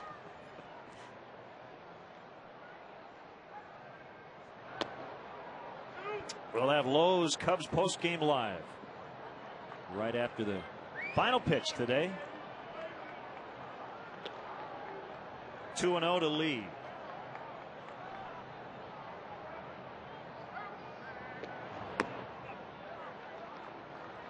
That'll be a little jet lag for both hockey teams playing Thursday, coming back from Europe. Blackhawks were in Finland. Detroit, I believe, was in Sweden. Called strike on Lee. 3-1 to count.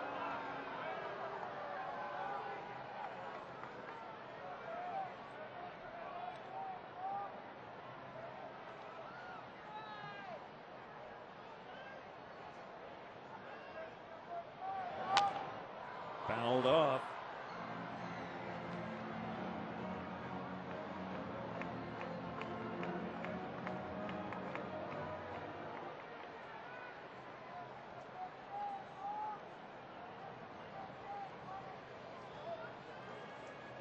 Three-two count on Lee.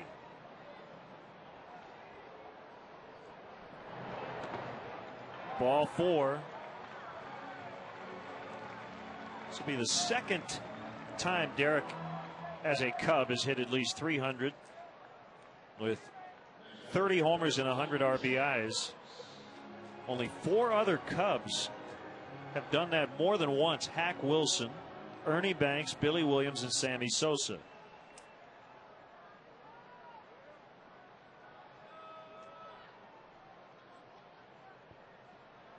Jake Fox, the batter. Swing and a miss.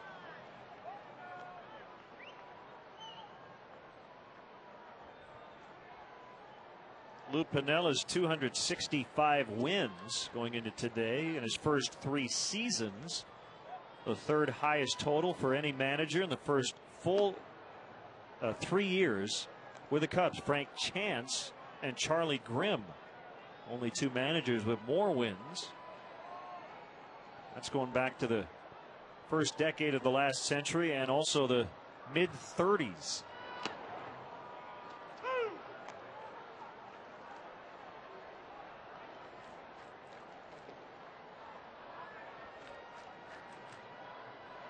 He spends his off seasons on the west coast of Florida, where he's from, Tampa.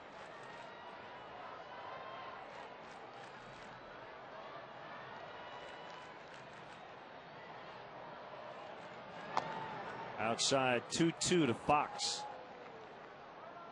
And you heard Lou talking in that pregame interview. Great job with that interview, by the way, yesterday. And boy, he has just absolutely loved his time here in Chicago. What's not to love? I mean, boy, if you're a baseball player or a coach or a manager and get the opportunity to come to Chicago and go to Wrigley Field to work every day and enjoy everything this city has to offer at night, what a great opportunity. He has said many times as Drew makes a catch, this is his last job. He'll manage at least through next season.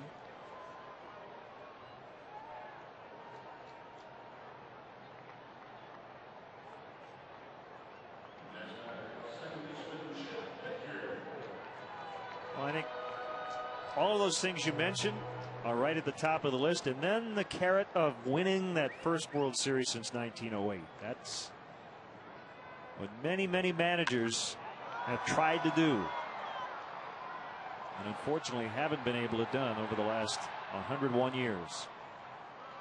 Baker flies out. It's still 5-1 Arizona as we get into the 7th here at Wrigley Field.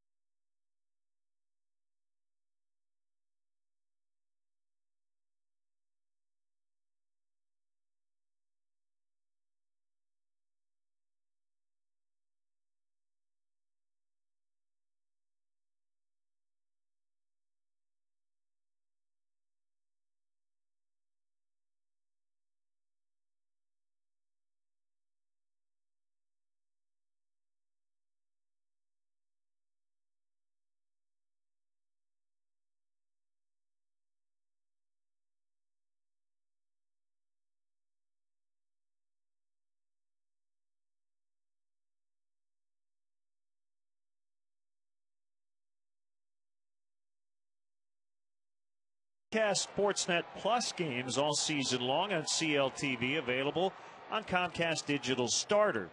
Call Comcast today for Comcast Digital Starter to get access to Comcast Sportsnet Plus games. Call 1-888-4-BEST-TV. Oh, that's that giant pretzel that we tried earlier this season. Still working on it. Yeah, good stuff. Righty Justin Berg in the opener on Friday worked 2 scoreless innings. That's fair for Parra. It'll kick off the side brick wall, and Taguchi gets it back in. Parra now with 2 hits and 4 tries today.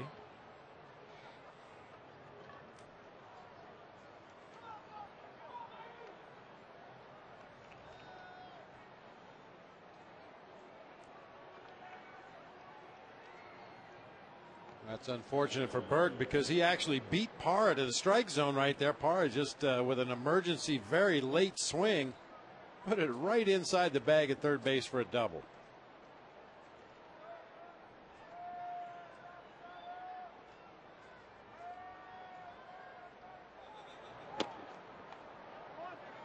One ball, no strikes. Grounds crew, as always, will conduct the 7th inning stretch from field level on the final day of the season.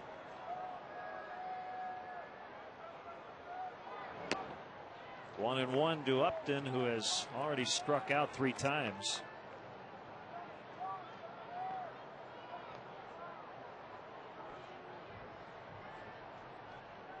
Cubs pitching has been pretty consistent. Cubs rank 5th in the National League in ERA, coming in at 3.83. Starters in particular, very strong year, 3.68 starter ERA. 94 quality starts for the Cubs, ranking them right near the top in all of baseball. Tied for second with the Rockies going in, Ted Lilly. With 12 wins, he was an all-star this year. Battled some injury problems. Very few walks. How about 36 walks in 177 innings, and he and Randy Wells tied for the team lead in wins.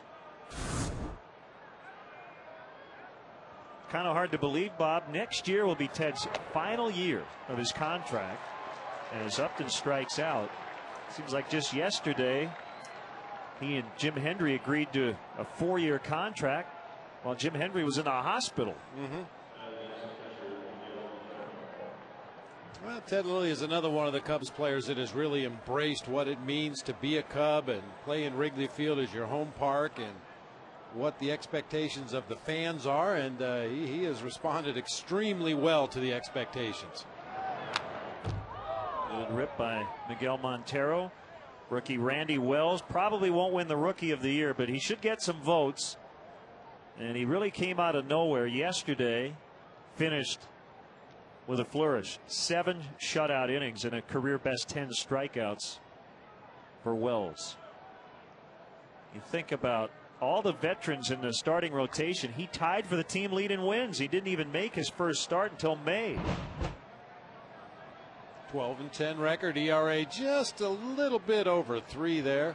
He too with a low number of walks. Well, and I'm sure he learned an awful lot this year about the art and craft of pitching at the major league level. He led the Cubs starters in ERA. What a year.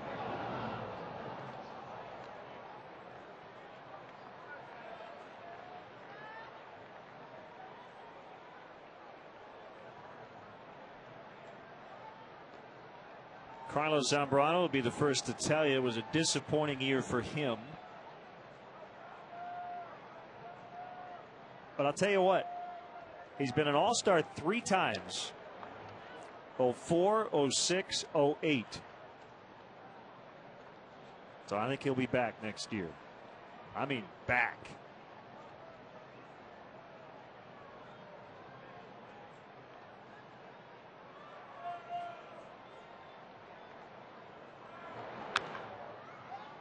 Popped up near second.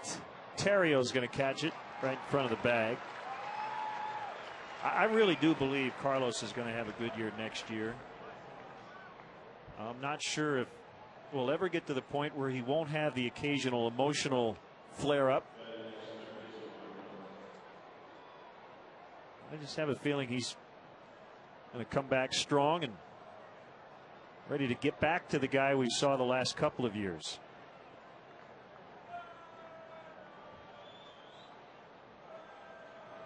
I think one thing that works against Carlos is, you know, we've all seen him at his best. The no-hitter up in Milwaukee. We've seen other starts when Carlos has gone out and just been an animal out there on the mound, refusing to give in to the other team and battling and competing. And then we've seen other games where we didn't see that side of Carlos. And I think everybody in Cubdom has been waiting. Everybody in the National League has been waiting for that breakthrough season when Carlos learns how to win when he doesn't have his best stuff, and how to let things roll off his back a little bit more. And when that happens, watch out.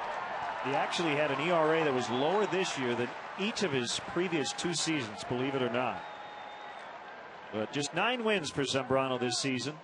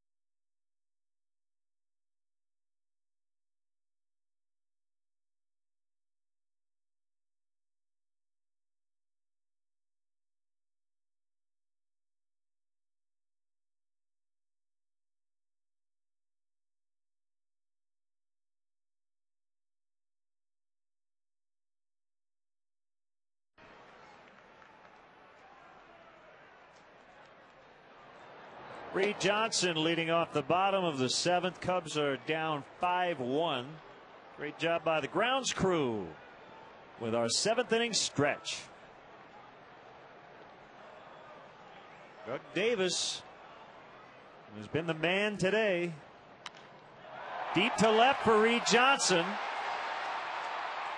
Off the wall. On his way to second, he's in standing. It's a leadoff double.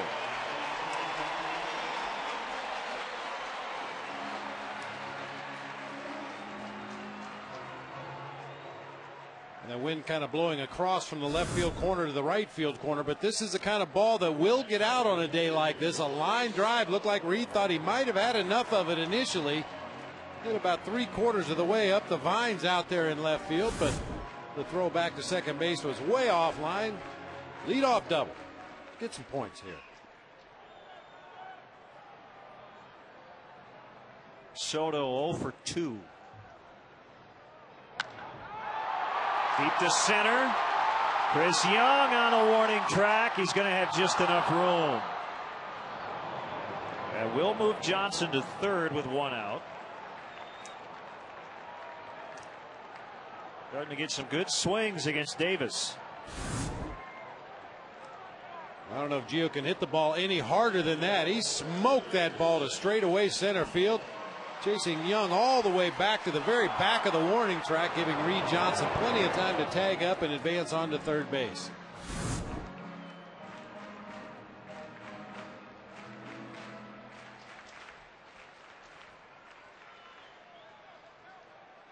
Davis is going to work from the wind.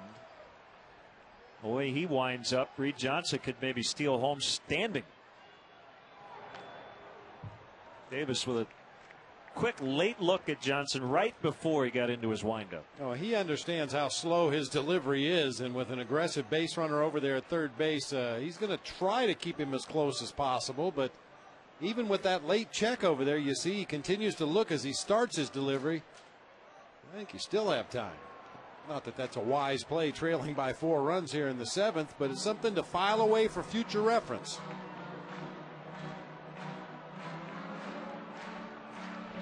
Aaron Heilman up in the home pen.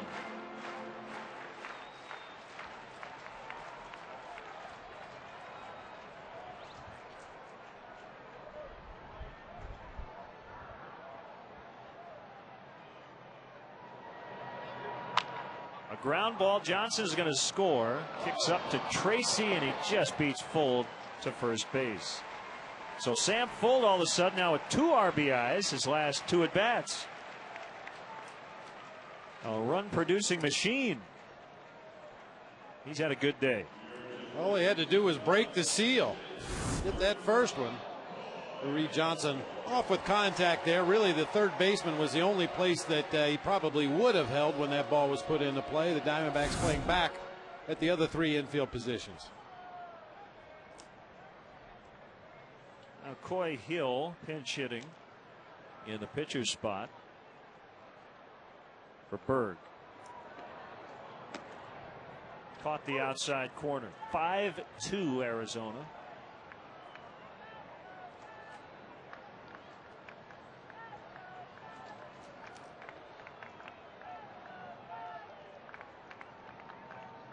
For those viewers tuning in to see Bears post-game live, it can be seen immediately following Lowe's Cubs post-game live right here on Comcast Sportsnet. So stick around. Bears a winner today over the Detroit Lions.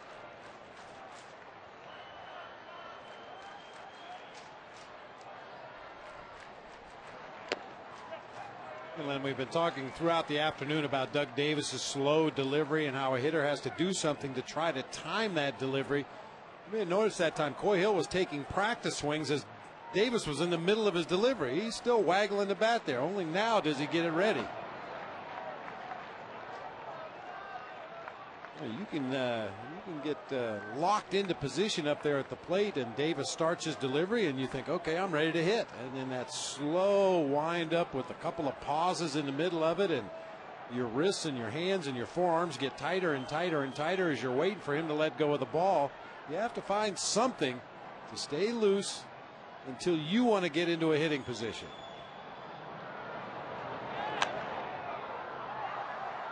We've seen that from Chase Utley with the Philadelphia Phillies. He does it against everybody. He takes that last kind of bat waggle as the pitcher is starting his motion to home plate.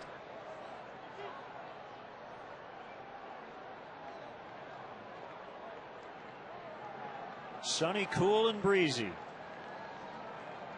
this early October Sunday afternoon. A fly to center. Young comes in. Still coming in. Can't get it. Hill hustling. Safe. He barely got in.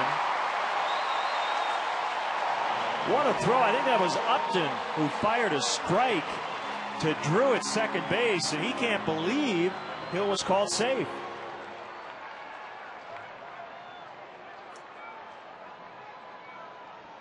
A little bit of a risk that time by Coy Hill, but with 2 outs in the inning, he wants to get himself into scoring position for the top of the order. Nice effort by Young, but he comes up empty. And right there's Upton firing that strike back into second base, and that's a good call. Drew was just late getting that tag back to the base. That gave Coy Hill enough room to slide in safely at second with a double.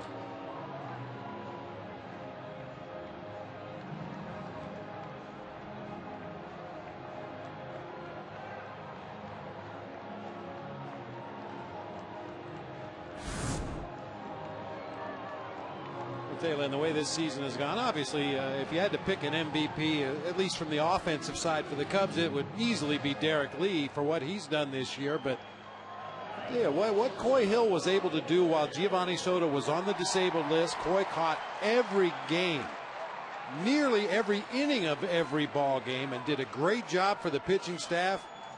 Offensively came up with some big hits, even though his average wouldn't reflect that. Coy Hill would probably get some votes for his teammates for most valuable player this season, just for what he was able to do filling in for Gio. I agree. Cubs were 15 over 500, 42 and 27 when he started this season.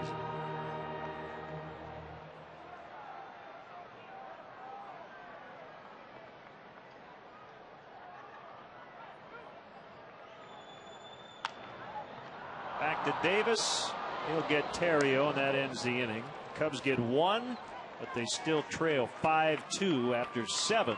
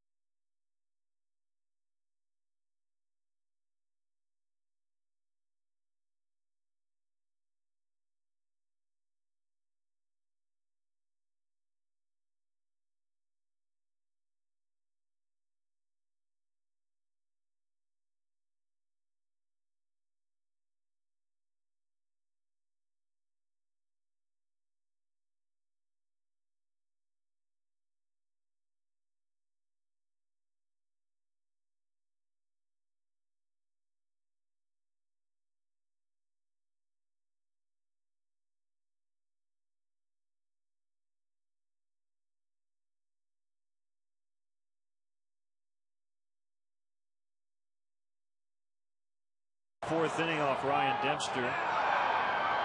Made it 5-0 Arizona at that point. Cubs have gotten a couple back. Still trail by 3. AT&T, the nation's fastest 3G network. AT&T, your world delivered. And Chris Young will bat against Aaron Heilman, his final contest, and it'll be his 70th appearance.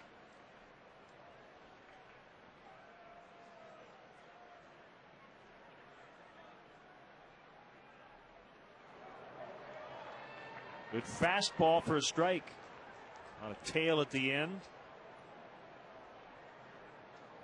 Speaking of 70 appearances, I had a chance to talk to Angel Guzman today before the ball game. Asked him if he was going to pitch any winter ball this year since he's been injured here at the end of the season. He said, no, I'm going to get ready for spring training. I'm going to pitch 70 ball games next year. Jeff Samardzija will pitch in Mexico. A good experience for him.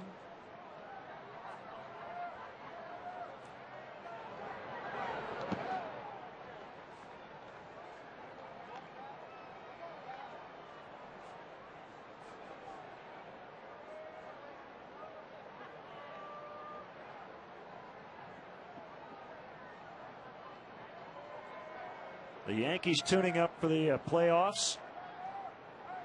They got 10 runs in the 6th inning at Tampa Bay. They're now in the bottom of the 8th, 10-2 Yankees. I see A-Rod with 7 RBIs. So they all had to come in the same inning. That's not a record because we know Fernando Tatis had 8 2 grand slams in an inning. A-Rod with a 3-run homer and a grand slam in the 6th. How about that?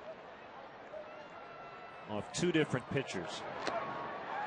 Foul tip, strike 3. And a good slider. Visit the official online shop of the Cubs at Cubs.com. Browse the largest selection of authentic team gear, including official caps, t-shirts, jerseys, collectibles, and more. Get your team gear straight from the source. Shop the Cubs.com shop. Change up, swing and a miss by Tracy.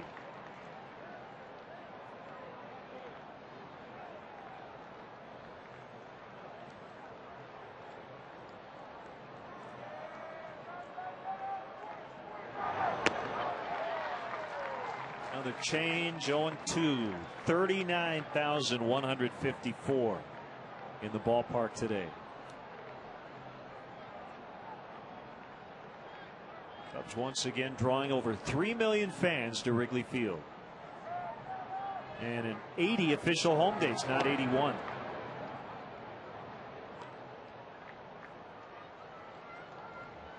Final count, 3,168,859.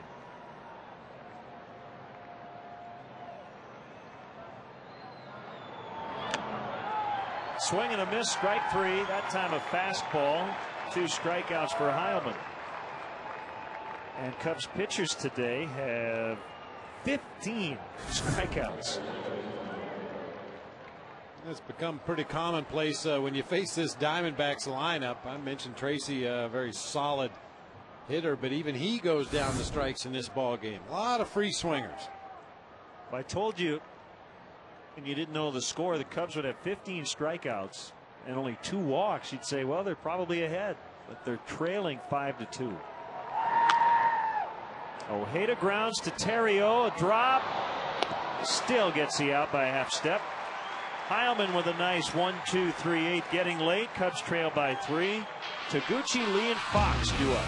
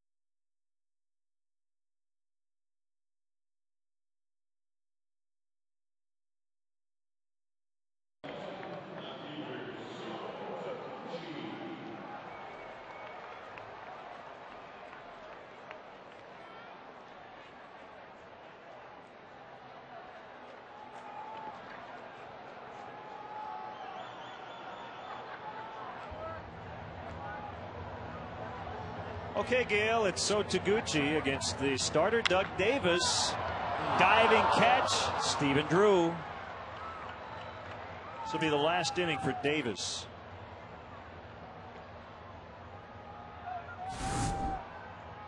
The ball wasn't struck hard enough to get past Stephen Drew at shortstop. It was hooking off the bat of So Taguchi, but a nice diving catch by the Diamondback shortstop. The left-hander is on the right, Daniel Schlereth. And the righty, Esmerling Vasquez, on the left.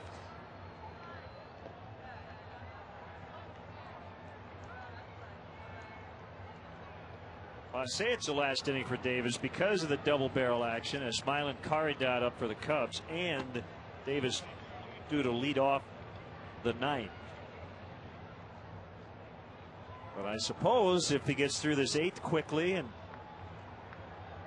is able to talk his manager A.J. Hinch into letting him try to complete it, maybe. Doug Davis and A.J. Hinch didn't exactly hit it off in Doug's initial start after A.J. was named the manager after the firing of Bob Melvin. Apparently it was just a miscommunication, and they've apparently ironed things out.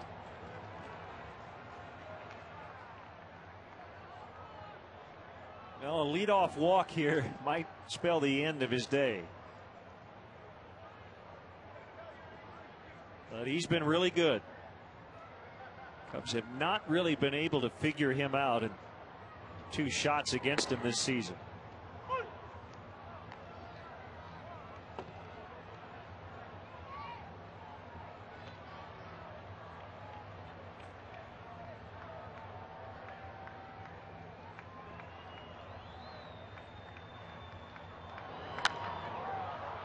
Foul pop out of play. Well, in general, Doug Davis is the kind of pitcher that has given the Cubs problems over the last 3 or 4 years. Guys that just refuse to challenge. They refuse to give in to the strike zone.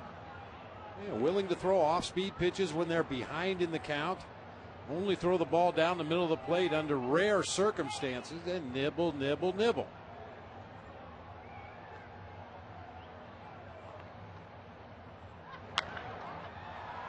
Lifted to right. Justin Upton moves a bit to his right.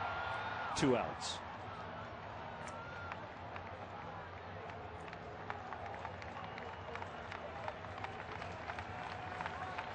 Derek Lee getting a nice round of applause. The fans understand they've seen Derek's last at bat of this season and showing him their gratitude. Oh, that's great. What a year he's had.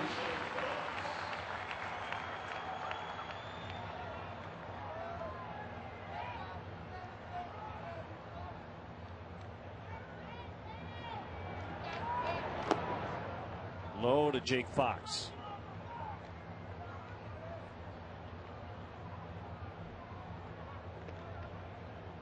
Twins still lead the Royals, but it's 9-4 in the 7th. Royals got 3 in the 6th. Twins answered back with 1 of their own. Kubel and Young have each hit 2 homers for the Twins. Alex Gordon with 1 for the Royals. So it's back to the Homer Dome for one final game. They used to call it back in the 80s, and they had all those guys hitting balls out of the park left and right. Herbeck and Bernansky and Gaetti, Puckett.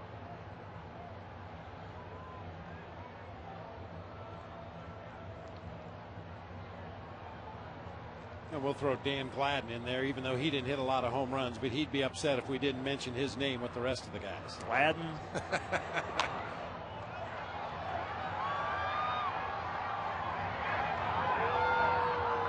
I'll tell you, Len, it's funny. There's a perfect example. You talk about a team like the great Twins team and all the big, powerful hitters they had, but you talked to a lot of those guys on that team, and Dan Gladden was one of the guys that made it work. Randy Bush, those guys that maybe don't put up all-star caliber numbers offensively, but they're always in the middle of it, drawing a walk or reaching on an error, stealing a base, running over a catcher at home plate, breaking up a double play, doing something every day to help your team win a game. And you got to have some of those guys to go along with your all-star caliber players.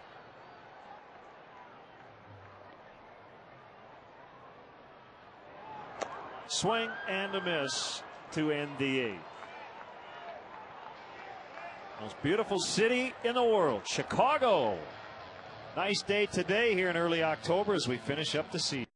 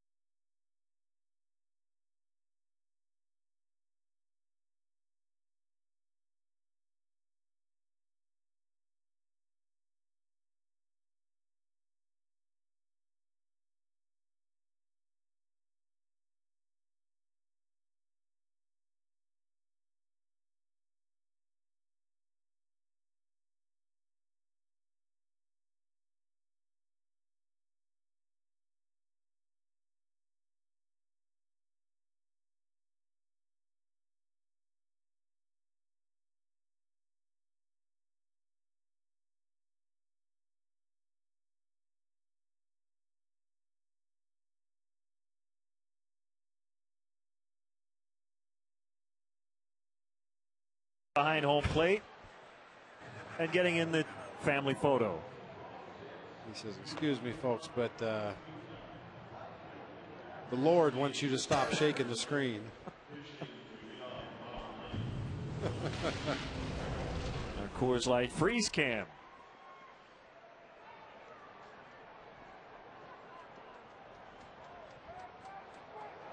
As smiling Caridad against pinch hitter Eric Burns, who bats for Doug Davis.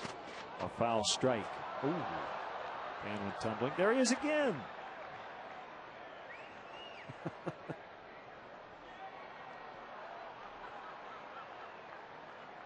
And somebody threw the ball back. Huh. Okay.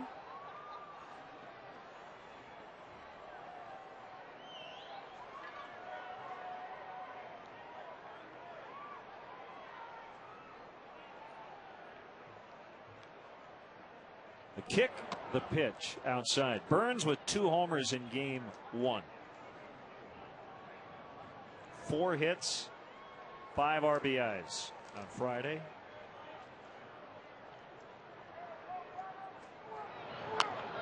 Didn't mean to, and he pops it up behind first. Oh, you hate for your season to end like that. They go, I'm going to swing it. That's what he has to think about the next 5 months. Well, it's been that kind of a year for Eric Burns. A number of injuries have kept him out of the lineup, and the emergence of some of these young Diamondbacks outfielders have really curtailed his playing time here late in the season.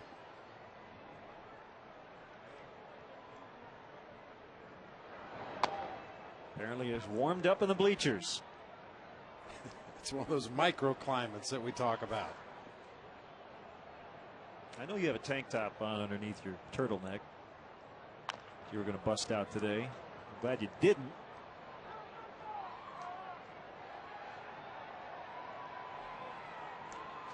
It's all over the place. Give it to a kid, Jim, or Dorothy. You know Dorothy will give it to a kid. Even Yep. better. Ground ball to first. Eric Lee takes it unassisted.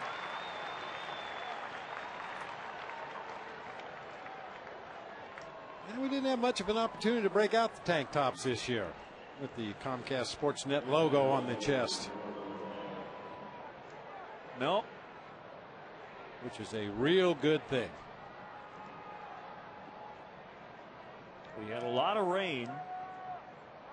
Cubs were rained out, I want to say 5 times. If you include the one in Atlanta, we went back and made up in June.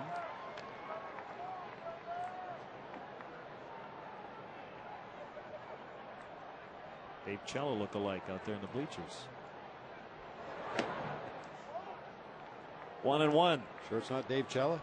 No, he's working the camera right from behind home He's plate. still working. Okay. Yeah, he's got all the right, he's good still hair, here though. Yeah, not on his cell phone anymore. Outside, 2-1.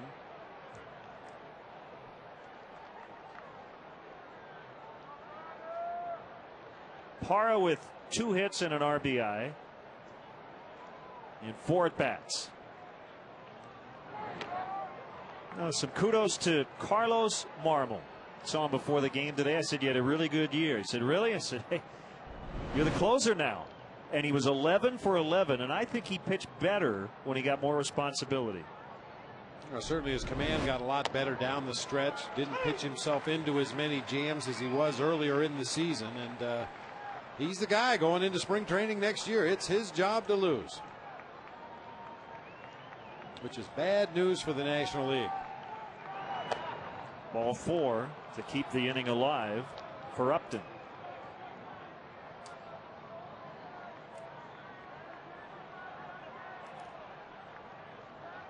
Carlos says he's not going to drive his car for the first couple of days when he heads home. Remember, he got in a car accident, I think, like the day he got home last offseason. So drive carefully, Carlos. Actually, I'm not even sure that it was his fault. But when you hear about a guy, pitcher getting in an accident, you worry about all the body parts, particularly the shoulder and the elbow. Well, one of the worst in recent memory in terms of an arm injury was the Duaner Sanchez in a cab in Miami. blew out his shoulder. The tag, and they get the out. Parr thrown out. Didn't even slide at second base, and the inning is over. Bottom of the ninth. Cubs need 3 to tie and 4 to win.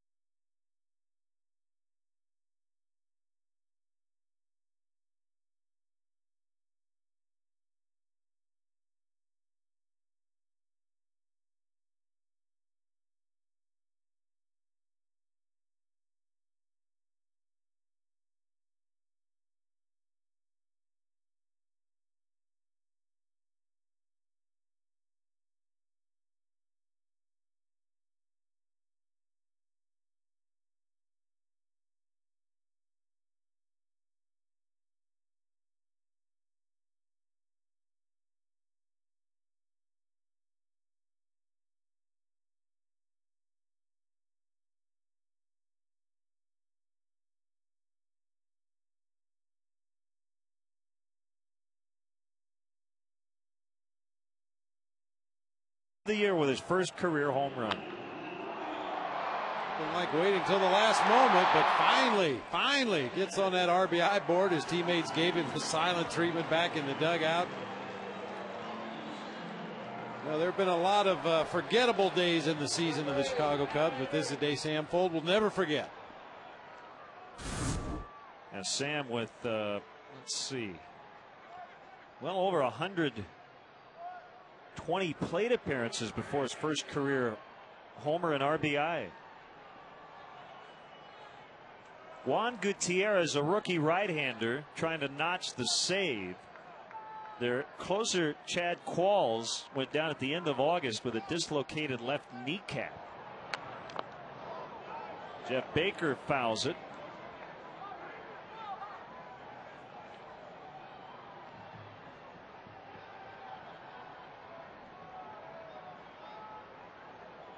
So the Diamondbacks, without their ace, Brandon Webb, for pretty much all the season. He started opening day, and that was it. Eventually had right shoulder surgery. Right field, Upton, 1 out.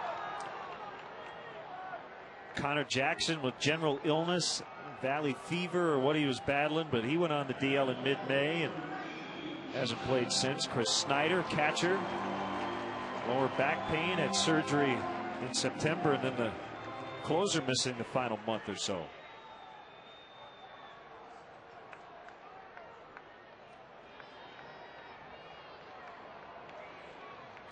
I don't know if you saw the Qualls injury. I read about it. It was on the last pitch of a game at the end of August. He was avoiding a Jason Michaels hard hit grounder and ended up basically blowing out his knee. Instead of celebrating a win, all the Diamondbacks went out to check on their injured pitcher.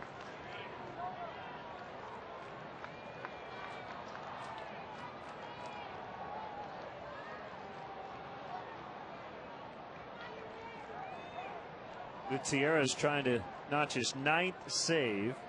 Qualls had 24.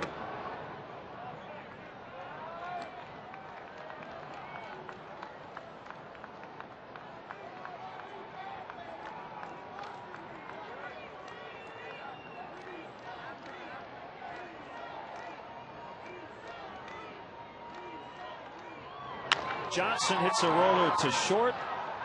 Drew up with it. Cubs down to their final out.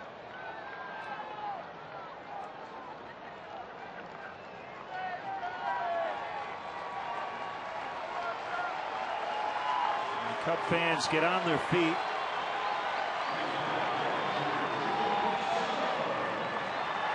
for a late rally.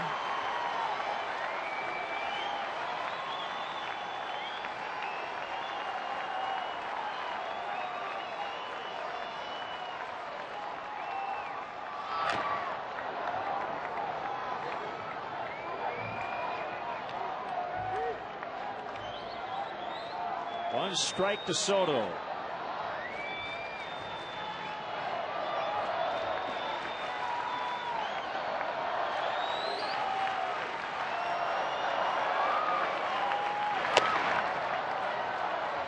Well, next time we're back here, partner, the ivy will be brown or dormant, rather. On the outfield walls.